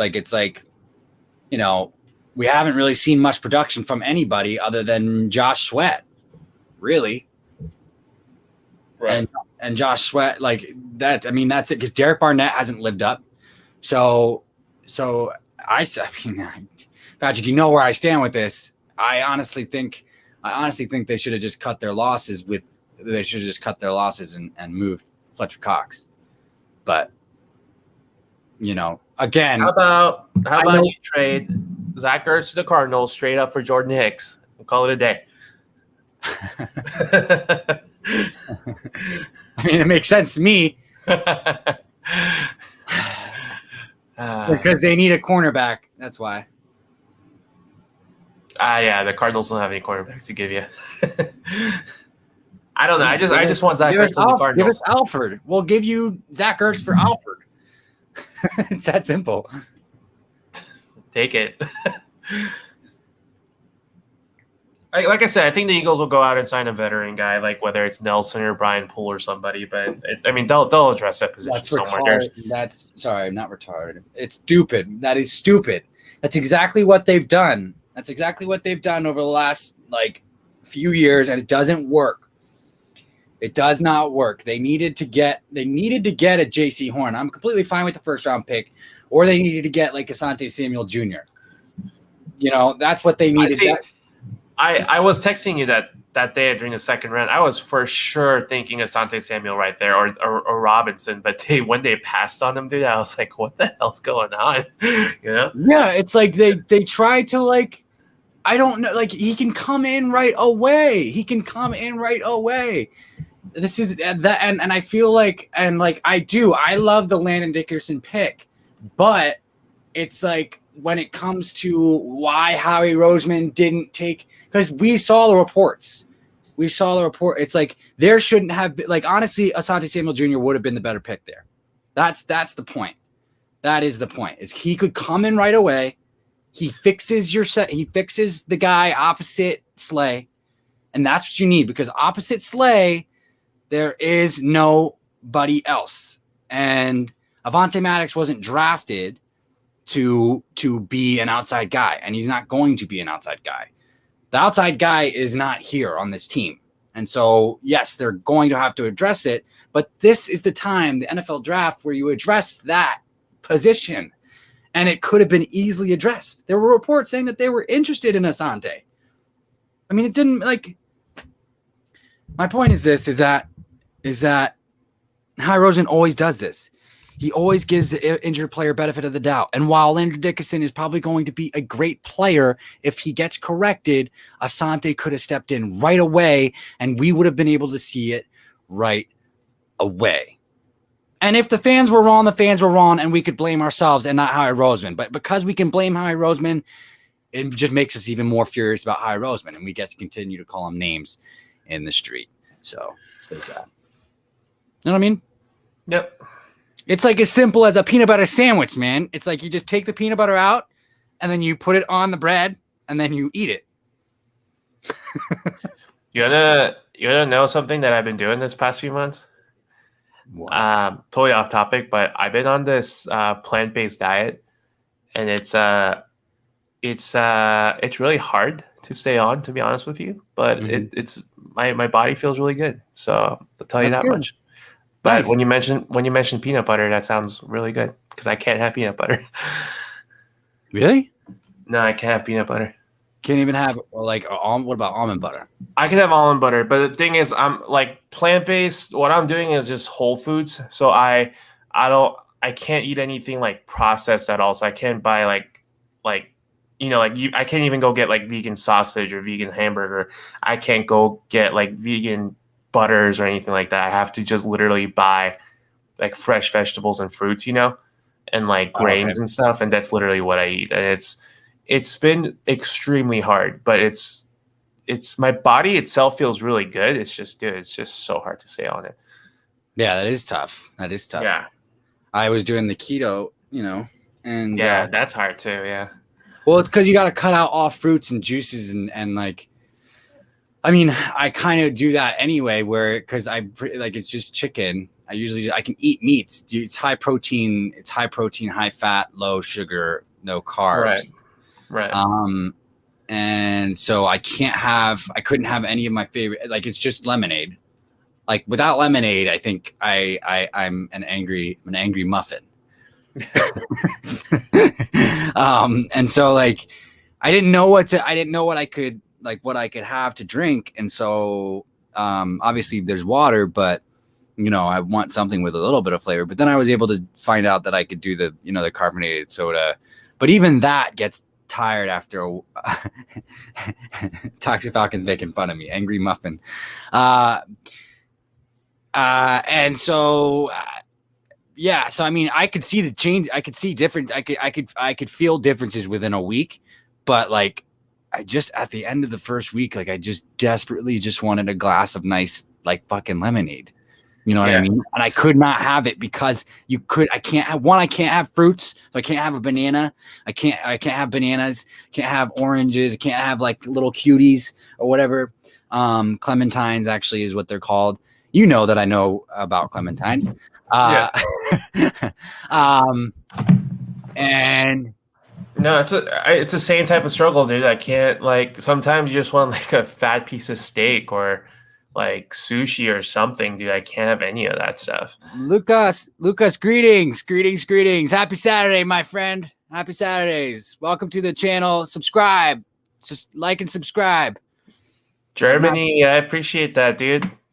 Yeah, anybody from anywhere all over the world, we welcome you. Happy Saturday. Are you a Philadelphia Eagles fan, or who's your favorite team? Who's your favorite football team or sports team in general? What do you think of the NFL draft so far? Tox Falcon says, man, I need flavor. We're getting new people in the world. Big Play Slay, I didn't even know that you were still in here, bro. Welcome. He put on his Assassin's Creed hood and just decided to, you know what I mean? Just get silent. Dak is king. Patrick, you're vegan? Dak is king is in the house still too. Where the hell did you guys go? I'm not vegan. I'm doing even more intense stuff. It's literally plant-based. I talked about it a little bit. It's just whole foods. You have to buy fresh vegetables and fruits, and you can't eat. So basically, I can't eat any type of meat. I can't eat any type of dairy. So no cheese or milk or anything. No eggs. No seafood. No. Ooh, that must have been a tough one for you. It's hard, and no processed stuff at all. So I can't go buy like oatmeal packages. I have to buy like the steel cut oats and buy a separate brown sugar and I have to make it myself. I can't buy peanut butter or jelly. It's just literally it's hard, but it's my body itself feels really good though. So I mean, it's worth it in my opinion, but I don't know how long I can stay on it. Well, just keep doing it. I mean, how long did you say you've been doing it? 2 months now, so it's officially 62 days. Wow, that's good. That's really good. Well, it's like like during this quarantine, you just like eat shit because you stay home and and then like I was like like maybe I should just change up my. I ate food. I didn't eat shit. Okay, well, whatever. I was like maybe I should change it up a little bit, and then I was like, you know what? Let's just go all out and just go plant-based. And so like yeah, like for snack, I literally chew on raw cucumber. That's pretty much what I do. I mean, that's facts. So you wouldn't chase down a gazelle and eat it for pride? I would chase down the gazelle and feed it to you guys. I wouldn't eat it myself, unfortunately. I would probably eat the grass that the gazelle left behind. Yeah, exactly. It's all about spreading the love. Yep. Spreading the love. Yeah. No, I kind of am the same way with snacks. I don't really know what to eat for snacks. I'm not a snack-a-doodle. You know what I mean? Like yeah. I mean, especially on the keto, because I mean, I can at least eat like bananas and stuff. Like I can do like almonds and pecans and stuff like that. But yeah, keto's a little bit hard.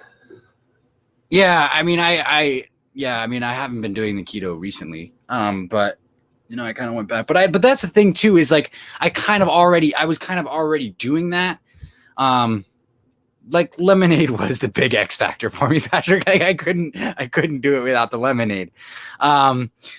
So like, but to going back to the snacks is like I'll do the same thing where it's like, oh, okay, there's broccoli in the fridge. I'll just eat the broccoli. I don't have to like cook the broccoli. I'll be a rabbit. I'll have rabbit. I'll turn into a rabbit when it comes to snacks if I feel like snacking. Right. Carrots. And I think the only thing is, or like I'll have a banana, because banana. The cool thing about bananas is actually they have 200 carbs in them. They're one of the highest, as far as the fruit family goes. They're one of the fruits that have the most amount of carbs, so you can use them as kind of like a meal replacement. Because 200 carbs is. I eat generally for breakfast. I literally blend up banana, a little bit of honey, and oatmeal. It's pretty much what I eat. Yeah. Yeah. So. No, I mean, that's good. I'm not a big honey fan, but see, I normally put peanut butter, but I can't put peanut butter. That's my thing, Yeah, that makes sense. I mean, you can have almond butter though. Can't you have what about Sprout? Sprout has a lot of unprocessed shit. Maybe. I haven't even looked into it. I literally go to a grocery store and shop at like the fresh produce section and literally come out. Like my dinners are literally like portobello mushroom steaks, like tofus or like black beans and like broccoli and stuff like that. Like occasionally to treat myself, I give myself sweet potatoes and corn. It's like how I live. Patrick, okay, so I think let's get one thing clear, but because I want to. So Patrick, if Tom Brady offered you a wing, would you tell him no? So Patrick isn't vegan. Patrick's not vegan. He's just doing a plant-based diet. And I can probably say this: if Tom Brady offered Patrick a chicken wing, I don't think Patrick would say no. Patrick? At this point, dude, I'm like, my mental will is so strong, dude. I would take it. I would say thank you for this, Mr. Brady, and I would go home and put it in a Tupperware, and I would look at it, but I don't think I'll eat it. You probably really hold on to it.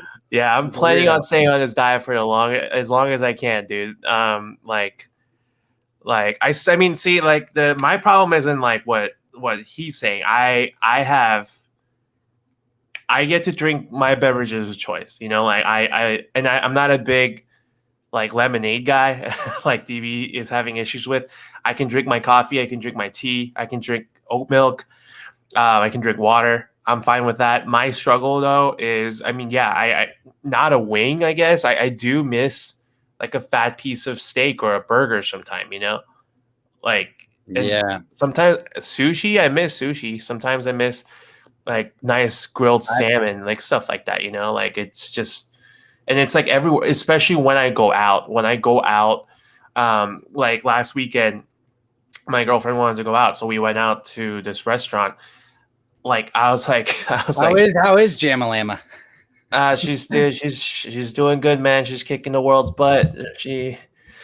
Good. Shout out, but she's making a lot of money. She's almost done with school, so she's kicking it, man. But other than that, but anyways, I went out. Literally everything on the menu was like, you know, grilled chicken, you know, like steaks of all sorts, like fish, shrimp, lobster tails. And I'm like, God, like, can't have anything. And then they're like, and I asked the server, I was like, what can I eat? And she's like, well, you can have X, Y, and Z. And I'm like, well, this is made with milk. This has cheese in it. Can you take cheese out? And she's like, no. So I'm like, I literally can't eat anything at this point. So I pretty much ate salad with no dressing.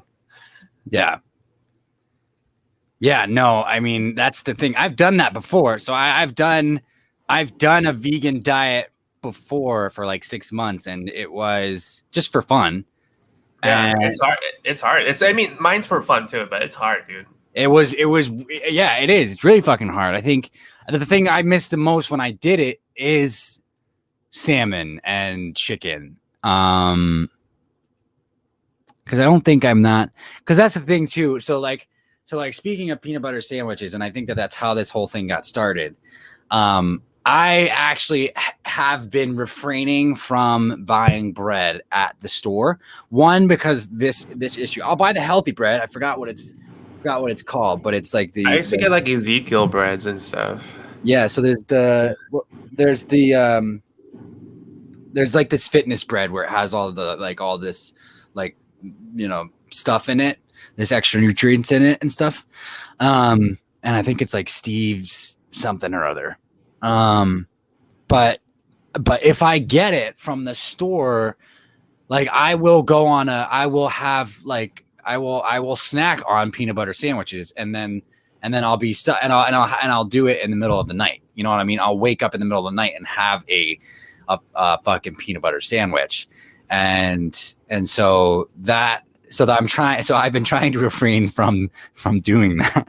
So I haven't, and I've been pretty good. I've been pretty good about it. So like the only thing about with the peanut butter is like, it's just been like, you know, a little spoon scoop. So I've run into that issue now. It's like a spoon scoop, in the middle of the night. In the middle of the night. Yeah, dude.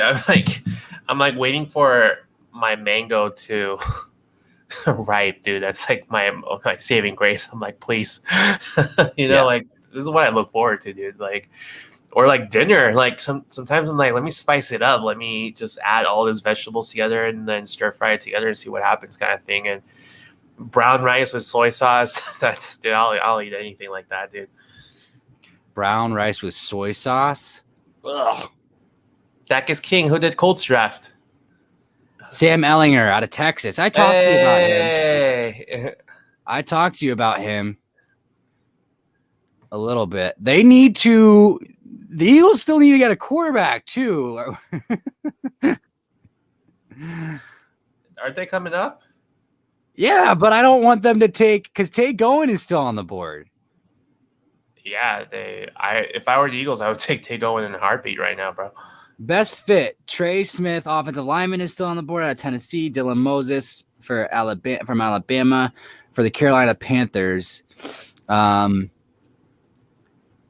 at 222. McDuffie.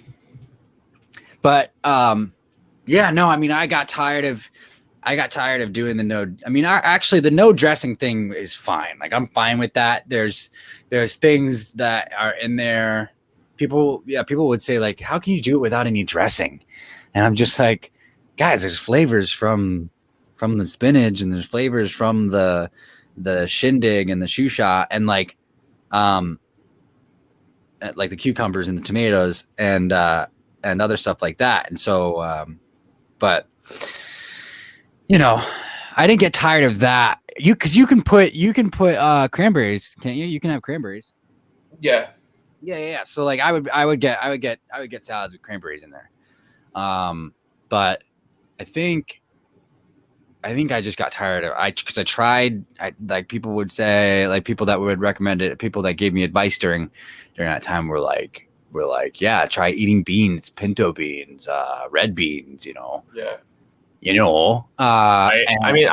eat a lot of beans because that's like my only source of protein at this, Yeah. I think quinoa is good too. I do like quinoa. Yeah, I do like quinoa. So I love quinoa. It's a lot of those. It's a lot of like legumes and whole grains and fruits and vegetables. Pretty much it, Yeah. I mean, it's good. It's good stuff. I mean, you can do a lot of things with these vegetables. I mean, like, people, but can you do a lot of things with these vegetables? Yeah. But I mean, I do miss like steaks and piece of cake and stuff sometimes, like ice cream, like. Yeah. Cheese. I miss cheese, dude. I miss cheese. I think that's one thing I miss more. I gave up. So when I was dating, I think it's okay to say her name now, right? Is it okay to say her name now? When I was dating, Shindig, she didn't like that I snacked on cheese because I would snack on cheese. When I was dating Annie, she didn't like that I snacked on cheese, and I would do it in the middle of the night, like at 12:30. I would just like go up and cut like a nice thing of cheddar because it was fucking delicious, bro. But I haven't done that in like. Cheese is good. It's fucking great. Like, I haven't done that in like 2 years, I think. 2-3 years, maybe 2 years. I don't know. Dude, I love me some nice cheese, bro. Yeah, like I mean, I don't know. I mean, I tried to, at the time, I tried to explain. I'm like, look, it's cheese and it's good. I'm sorry if you don't like it, but it's phenomenal. But I wouldn't. I don't know why. She's pescatarian though too. I mean, last time we talked, which was probably like 2 years ago. Yeah. Like last time she's pescatarian, so I don't think she liked cheese. Yeah, she didn't like cheese. Don't pescatarians eat cheese, dairy? No, pescatarians. Holy cow, dude! The Panthers took a long snapper. Good for them. Pescatarians don't eat dairy, but they eat fish. They're pretty much vegans, but eat fish, I think. Oh, bro, did you hear what I said? I can't believe the long snapper went in the 6th round. Damn. No, he's listed as an offensive lineman out of Bama. Thomas Fletcher. He's a long snapper. Well, he can do both, right? No, he's a long snapper. Oh, he's 6'2", 231. I see. Okay. Yeah, he's just strictly long snapper. Jeez, that's a high draft pick for a long snapper. Sounds like you're talking about turtles. Yeah, I mean, that's the thing, right? Long snapping turtles. Long snapping turtles. Oh, guys, by the way, update on the girl I was talking about a few weeks ago is, yeah, she didn't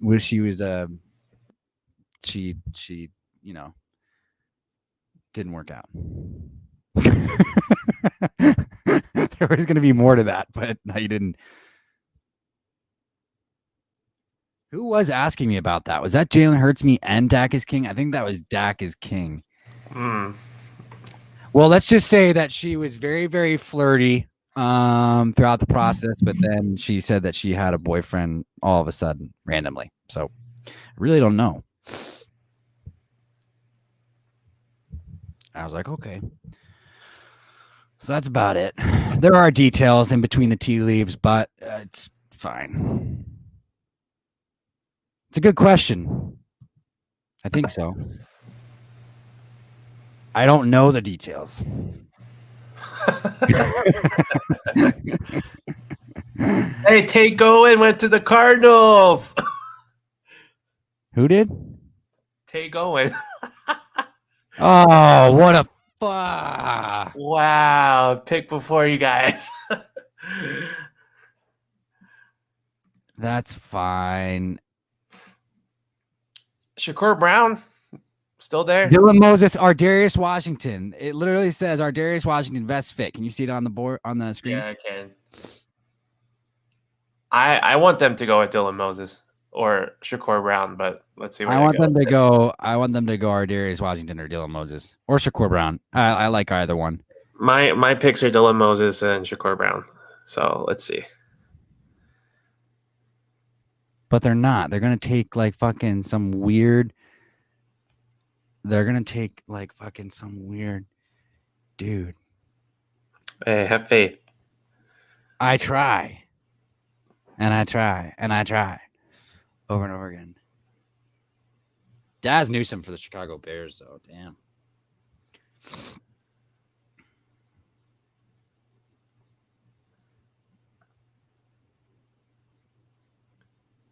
I think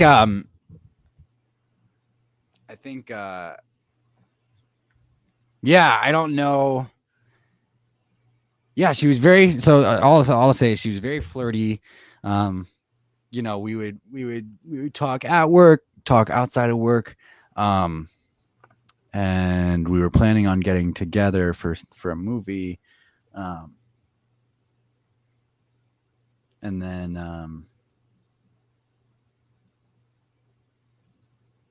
then one day she just asked me, she's like, you know, I have a boyfriend, right? I was like, no, I didn't know that. She was like, yeah, I do. I was like, oh, okay. But it was weird. And this was, those were text messages after work.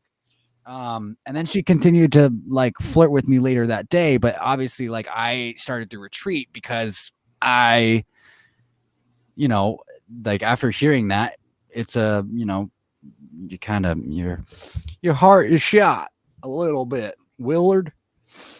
So it's all good. It's all good. It happened. Yeah, it does happen, bro. It does happen. And plus she was I didn't realize that she was she's like 24. Or no, she's 22. I didn't realize she was that young. I thought she was closer to my age, 28 or something. Mm-hmm. Which isn't a big deal. I'm not like shutting it down. It's kind of a thing. It's not that big of a thing, but it is kind of a thing. It depends. You know what I mean? It does depend. I'm not being, you know. Yeah, I'm just going to. I mean, it's fine. Why don't you? Right? You want to touch on that? What? No, nothing like that. Let's talk football. Fine. They asked me. No, I know. I just didn't have a whole lot to say. Could at least backed me up. I did. I back you up all the time. You'll find a great girl soon. I know it. I'm not. Wait a minute. First off, I didn't. I'm readdressing a topic that was asked. I'm not. Don't. Okay. No, I know. Yeah. I know. I'm not really. Yeah, I'm fine. I know. Let's see. Jalen Hurts me is looking for a girl, and so is Dad. Jalen Hurts me is looking for a girl. Yeah. I hope it goes well, guys. I hope it does too. Oh yeah, I mean, I'm going off of the comments from Toxic Falcon and Big Play Slate. Do you think the Eagles will take a quarterback before it's done? Yeah, I think so. Who's even left? I don't even know what comments you're seeing. No, they're just asking about Sam Ehlinger and stuff, you know.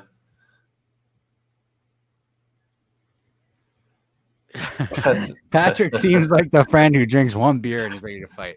No, I've told you guys. I'm ready to fight now. I've told you guys already. Jacoby Stevens. That's not a bad pick. He's a hybrid guy. Right? Yeah, that's I'm still laughing at the other comment.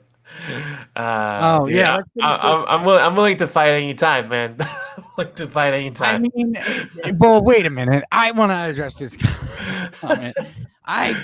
Here's the thing. I told you guys before, Patrick is not a very confrontational drinker. He just gets happy. He usually gets a little bit more happy, kind of like right now, where he's kind of laughing. I'm confrontational normally all the time, but yeah, I don't alcohol doesn't change me necessarily. Yeah, he'll just laugh at more jokes than he usually does, which is fun. It's nice. Anyways, what were we talking about? Yeah, Jacoby Stevens. Yeah, he's a large dude. He can box up anytime. He's instinctive. He's got a good heads up football game.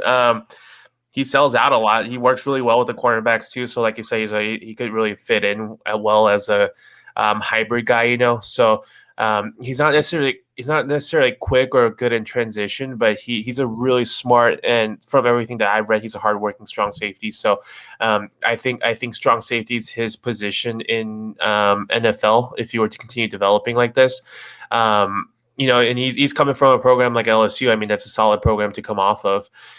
So. Yeah. I think he'll be ready to come in and, you know, contribute in some ways. He's a developmental guy.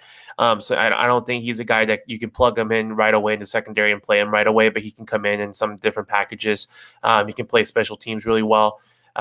He's going to be a core special teams guy right away too. And he can play, like I said, in situational packages like nickel or dime linebacker, or even in like the short yardage defense too. So he can add some weight to him. I think he only measured in 216 pounds, but if he can get up to like 225, 230 with his athleticism, I think his ceiling is going to be like a starting safety for the Eagles. But like I say, he's a developmental guy, so don't expect to see him starting as a safety right away, but more of a core special teamer, and he's eventually going to take over at the strong safety position. So I expect him to compete right away because we don't have anybody, Patrick. You have to remember that. True. So, and I liked Jacoby Stevens, you know, as we've been doing this for the last, you know, month or so, last couple months. He just wasn't my favorite. He wasn't my favorite out of the list to go in this area. But yeah, no, he has the LSU pedigree.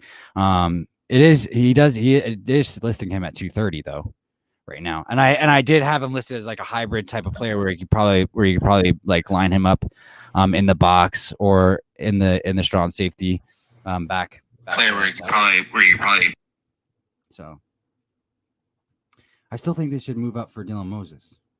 I'm worried that the Chiefs are going to take Dylan Moses here. Or Darius Washington.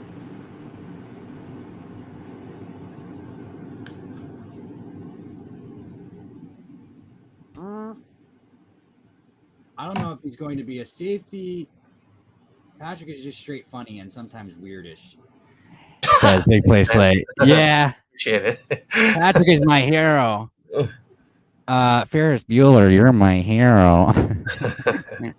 I don't know if he's going to be either a safety or a linebacker, Jacoby Stevens. Yeah. I think they're going to try and use him in the what's his name? Out of Indianapolis. Linebacker. You're talking to me? Yes. What about? Who's their starting linebacker? They got. Let me refresh my memory. They got Darius Leonard. I think they're Walker. They're trying to look for a Darius Leonard type guy because it's like he reminds me a lot of Deion Buchanan. Do you remember him back in the Yeah, of course. day? Yeah, he played for the Cardinals. He came out as a strong safety, but he developed. I mean, obviously, he was a lot further into development. He was a little bit more highly regarded than Jacoby is. But they essentially played him as a dollar linebacker. That's what they called him. So like I said, he can come in the nickel or dime package linebacker. I think he's going to be the ultimate hybrid guy. So if he can put on some more. If he can put it all together, I think he can be a strong safety. But at the end of the day, I think he can still be a very serviceable hybrid guy that can come in those packages as a linebacker too. So I mean, not a bad assessment at all. So, do you think Tay Gowan, knowing that they just took a secondary player there, do you think Tay Gowan was their guy for the Eagles? Yeah, I would think so. Dude, Tay Gowan, Pro Football Focus just tweeted this out too. Tay Gowan is a top 100 rated guy. I mean, he's a tremendous talent. I find it hard to believe that Eagles didn't have him on the board like that. And maybe the Cardinals took him there because they knew that they couldn't pass up on him even more. Knowing that the Eagles are going to get him. I mean, he allowed 25 yards or fewer in 9 of his 12 games played at UCF, just coming straight from the PFF too. So,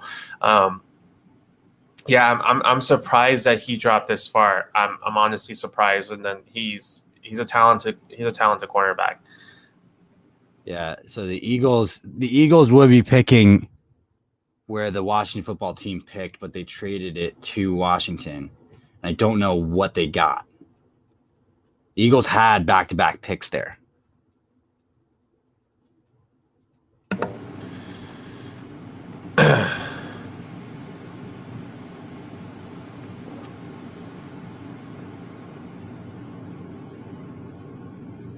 Okay, so 6. Now the Eagles have 6, 12.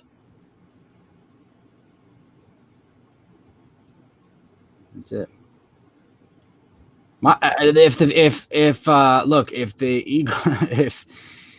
If these other guys get out of, and there's only three picks yet left.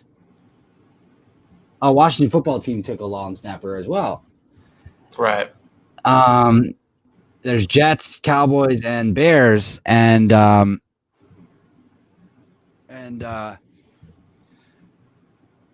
Moses and Ardarius Washington making it all the way to the 7th round is a huge, and Shakur Brown too. You know what I mean?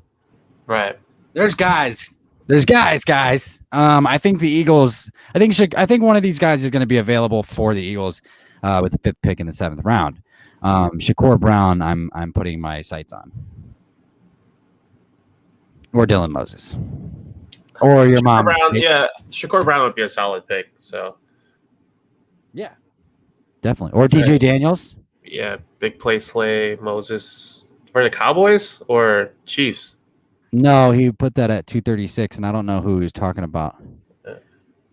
Probably the Chiefs. I hope the Cowboys don't take another linebacker, but we'll see. That'd be funny.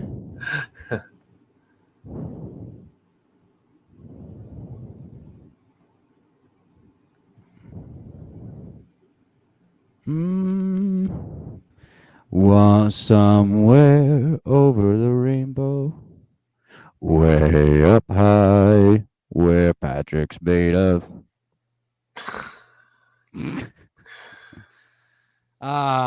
Let's see. Bro, yeah. Mean Girls is 17 years old now. Holy cow, time flies. That's crazy. Is it 2004, really? Yeah, yesterday is 17 years. Holy Moses. Damn. What about cornerback Kerry Vincent out of LSU? What do you think of him? Right about where I would expect him to go. Instagram. Dang.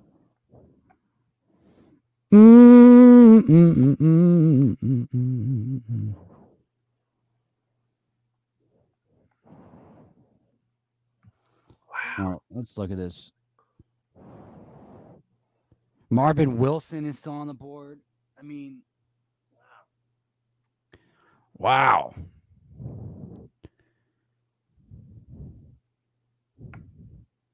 Darius Stills out of West Virginia, still on the board. A little defensive lineman, though. I think the big one is 74. Ardarius Washington. You know what I mean? And Dylan Moses. I mean, who else do you got on yours? My top guys? Yeah. Shakur Brown, Cade Johnson, receiver out of South Dakota State. I really like him, actually. Dylan Moses, DJ Daniel, cornerback out of Georgia. Yep. Ardarius Washington, Justin Hilliard, inside linebacker out of Ohio State. Brian Mills, cornerback. I like, Kerry Vincent, cornerback out of LSU. I got a couple guards. I got Jamar Jefferson, a running back from Oregon State. I got Trey Smith, a guard from Tennessee. Sage Surratt, another receiver from Wake Forest. Tyler Vaughns from USC, a receiver. Trill Williams, a Syracuse safety. He's solid too. Let's see. I really like Paris Ford, a safety out of Pitt. I like Michael Manet, a center out of Penn State. Yeah, I think both guys are still there. Yeah. I mean, there's a lot of guys, actually. What about linebacker Tough Borland out of Ohio State? I kind of like him as a late round prospect. Kylan Hill, a running back out of Mississippi State. He's going to be a solid pick too. So Javion Hawkins, also out of Louisville, running back. Mm-hmm. Riley Cole. Oh. Wait, who did the Chiefs take? Trey Smith. There you go. They took Trey Smith. Yeah, Cowboys took a cornerback, Israel Mukuamu. Oh, yeah.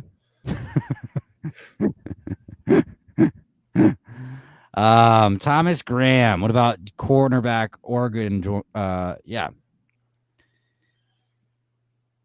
Thomas Graham out of Oregon. Mm-hmm. Cornerback. Jamie Newman is still on the board too. Yeah. Which the Eagles could get their hands on Jamie Newman. A lot of teams like Jamie Newman.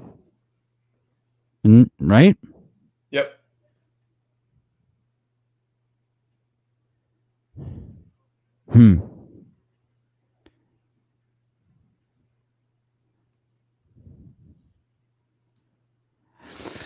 What's your take on Sage Surratt out of Wake Forest? Because I think that they could do that. Who? Sage Surratt. Dude, I told you he's one of the guys that I listed. He's solid guy. Happy with me? Solid guy. He's 6'3", 210. He's a really good sized target. He can settle into pocket. He can work against any zones. He's got really long arms, smooth transition. He's really good at contact balance. I think the reason why he's dropping is he's not big of a home run threat. You know what I mean? He's not a big play threat like a lot of the NFL teams are transitioning into. But he didn't really do a solid. I think he ran like a 4.5, 4.6 40-yard time, which is really slow for a receiver nowadays. But other than that, I mean, he's your prototypical, your old school wide receiver. So I think he's going to be a solid pick. He's going to be a good number 3 or number 4 receiver. Okay. Well, that doesn't. Yeah. All right. I was looking for.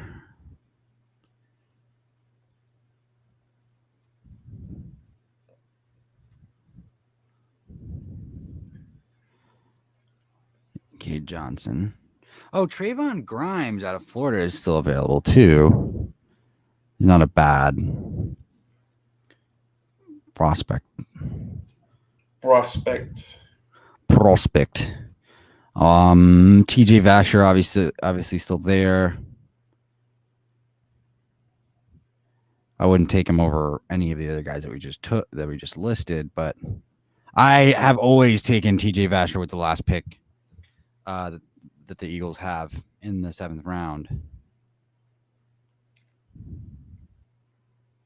Running backs. Yeah, Kylan Hill out of Mississippi State. Javion Hawkins out of Louisville. There, Puka Williams.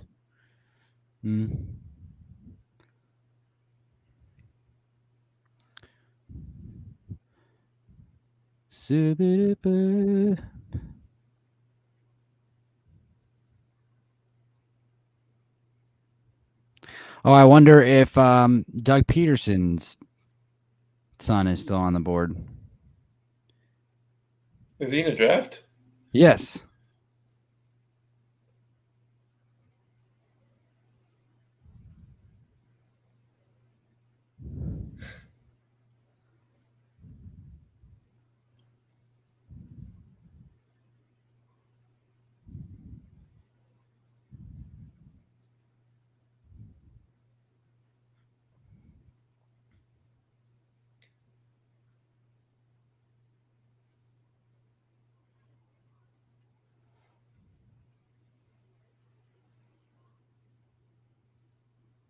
Yeah, the fact that James Wiggins is even still on the board is kind of surprising too. Paris Ford, Ardarius Washington, James Wiggins.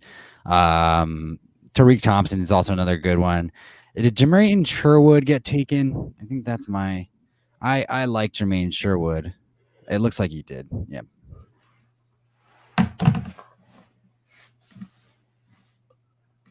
So... I'm really happy we got Avery Williams because he was great, but a great return man also. Yeah, toxic Falcons. Falcons need as much as they could possibly get. You know what I mean? So, anytime you guys can get a good player in there, regardless of what he can do, it's going to be a good thing. It's going to be a good thing. Yeah. That's funny.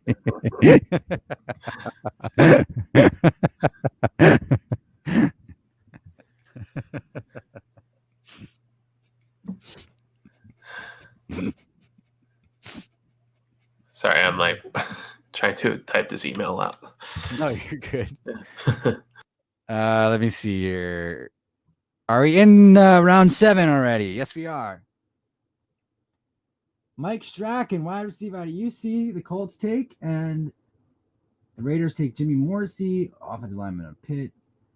The Dolphins take Lionel Coleman. Let me go ahead and change the screen here. Get back to the live tracker. It's a wonderful world. Do, do, do, do, do, do, do, do, do, do.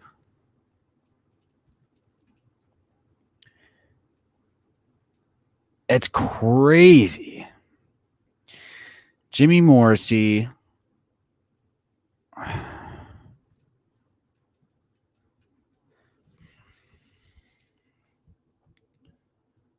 I have yet to see DJ Daniel, though, listed on one of these best fits, however.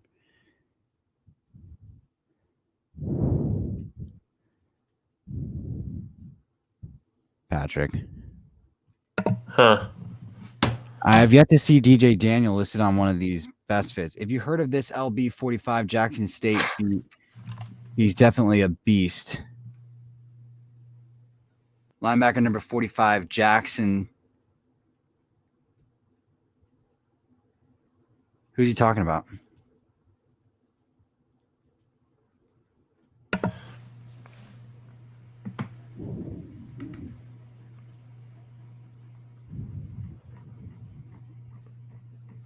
I started a joke and got the whole world laughing. I started to cry.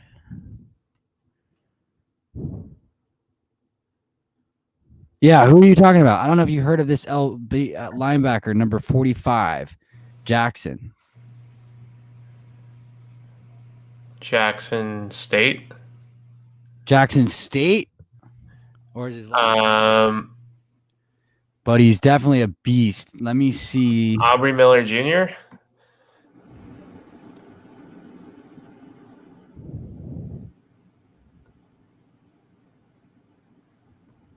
Darius Washington is still on the fucking board, Patrick. I don't know what else I have to do. Do I have to light some incense? I have incense. Do I have to will this into existence? This is hey, you guys picks coming up. You never know. Get Darius Washington or Dylan Moses, you crazy nutbags. I hope you guys pass on them and the Cardinals take them again. I'm gonna literally. No, they have the chance, Patrick, to get. Is this their last pick of the draft?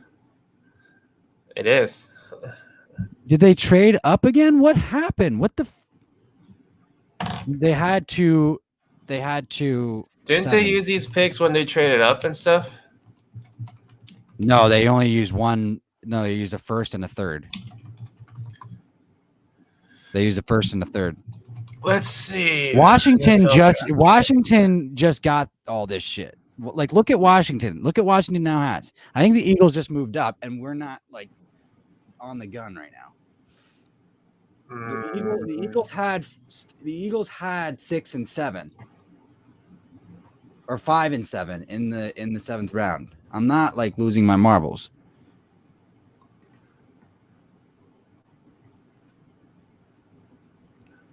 Let's see. This needs to be Darius Washington or linebacker Dylan Moses.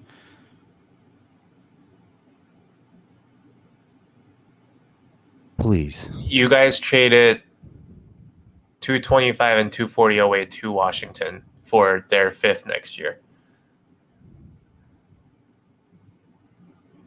Why?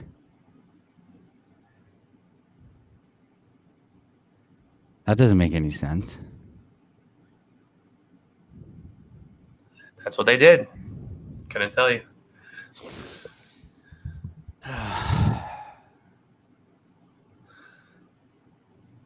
They're banking on sucking this year. That's what it sounds like. Just get Darius Washington or Dylan Moses. Just do it. Or bring in Kerry Vincent Jr. Get the other cornerback from LSU. Get the secondary guy from LSU. Do it. Do it. Please let it be Darius Washington. Please let it be Darius Washington. Or Dylan Moses. I'm going to actually turn on the draft real quick. Please. I'm sweating this out. Oh, my God.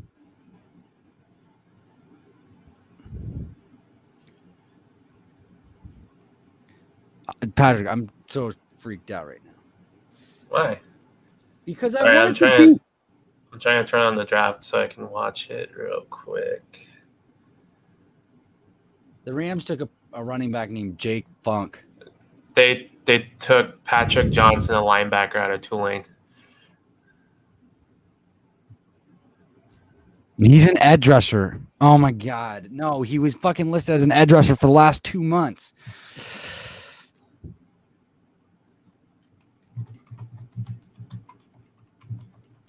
What's wrong with Dylan Moses, bro? I don't know. Couldn't tell you. But he was listed to go in the 2nd round at one point, and now he's not. Yeah, Patrick Johnson is. I mean, he's got some skill sets. I mean, he's not. I know he is. He's not. Yeah, he's not terrible. He's 6'3", 255, and he's an edge. Yeah, he's another edge guy. You guys are just stocking up on all this. Oh yeah, Toxic Falcons, Aubrey Miller Jr. Yeah, I do know about him. I think he's not coming out in the draft until next year, if I'm correct, because I did some studies on him.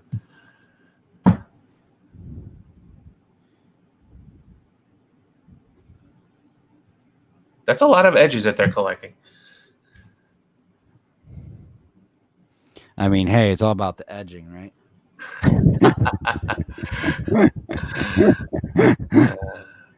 I'm just kidding. I'm actually not, but it's okay.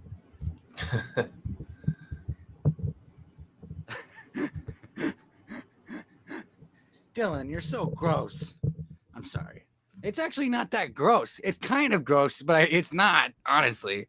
It just makes it more fun because it lasts. I mean, it's like, temptation, suspense. I'm trying to describe edging, and I'm finding myself as it's like going into a cave, and I'm going further and further into the cave without meaning to. You know what I mean? The Eagles should trade. The Eagles should trade back up. Is what they should do. This is exactly because you've seen my mocks and you've seen that I found myself in this position each time is collecting 7th round picks, and I would trade up with Denver right here. I would just go and trade up with Denver right now and take our Darius Washington, because I guarantee you that our Darius Washington is not going to make it undrafted. He's not going to make it to undrafted. It's just the type of shit that I'm talking about, though, Patrick, is like you. Like, they have a guy like our Darius Washington or Dylan Moses on the board, and you don't go get him. Right. Now, granted, Bills just took Jack Anderson, so they're falling. They're falling. Yeah, the Cowboys could take him though. Our Darius. Yeah, he'd be a good fit for him. Yeah, I mean, the teams with Broncos have 2 picks coming up. Washington football team's got a couple picks coming up. Rams, the Cardinals have a couple picks coming up. I mean, a lot of these teams could take a chance on them, because they have multiple picks. Steelers.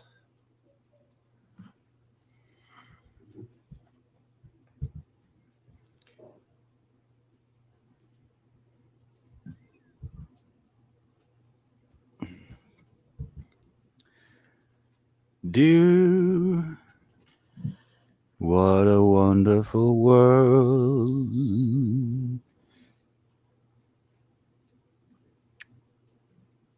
Damn. Well, we'll see. We'll see what happens. Yeah. Yeah. But hey, guys, I do just want to say, we'll definitely be, Patrick. I mean, if you're able to get on tomorrow, are you able to get on tomorrow? I am working, but yeah, we'll arrange it afterwards, and I'm sure we can. Yeah, we'll come on sometime. Cool. So yeah, no, guys, it was great to touch base with you on the draft, and it was good to talk to you, to all of you. Toxic Falcons, Dak is king, big play Slay, King Miro was even in here today. So, Jalen Hurts me. Thank you guys. Jalen Hurts me, and all the new subscribers as well as Alexis, and then also Lucas. Hello, it's good to talk to you as well, man. Welcome. Please like and subscribe, you guys. Again, I'll talk to you guys tomorrow, and the draft will finish up. I might jump on a little bit later to just do a quick recap a little bit, but we'll see. I got a few things I got to do. But hey, again, guys, happy Saturday. Please enjoy the rest of your day. Stay safe, stay healthy, one love, and go Birds, baby. Wait, did I even do my outro? I don't think I did my outro. This is DB talking now. DB talking Birds. DB talking Philadelphia Eagles live with Patrick J. Guys, have a beautiful evening. Stay safe. Stay healthy. One love. Go Birds. We out.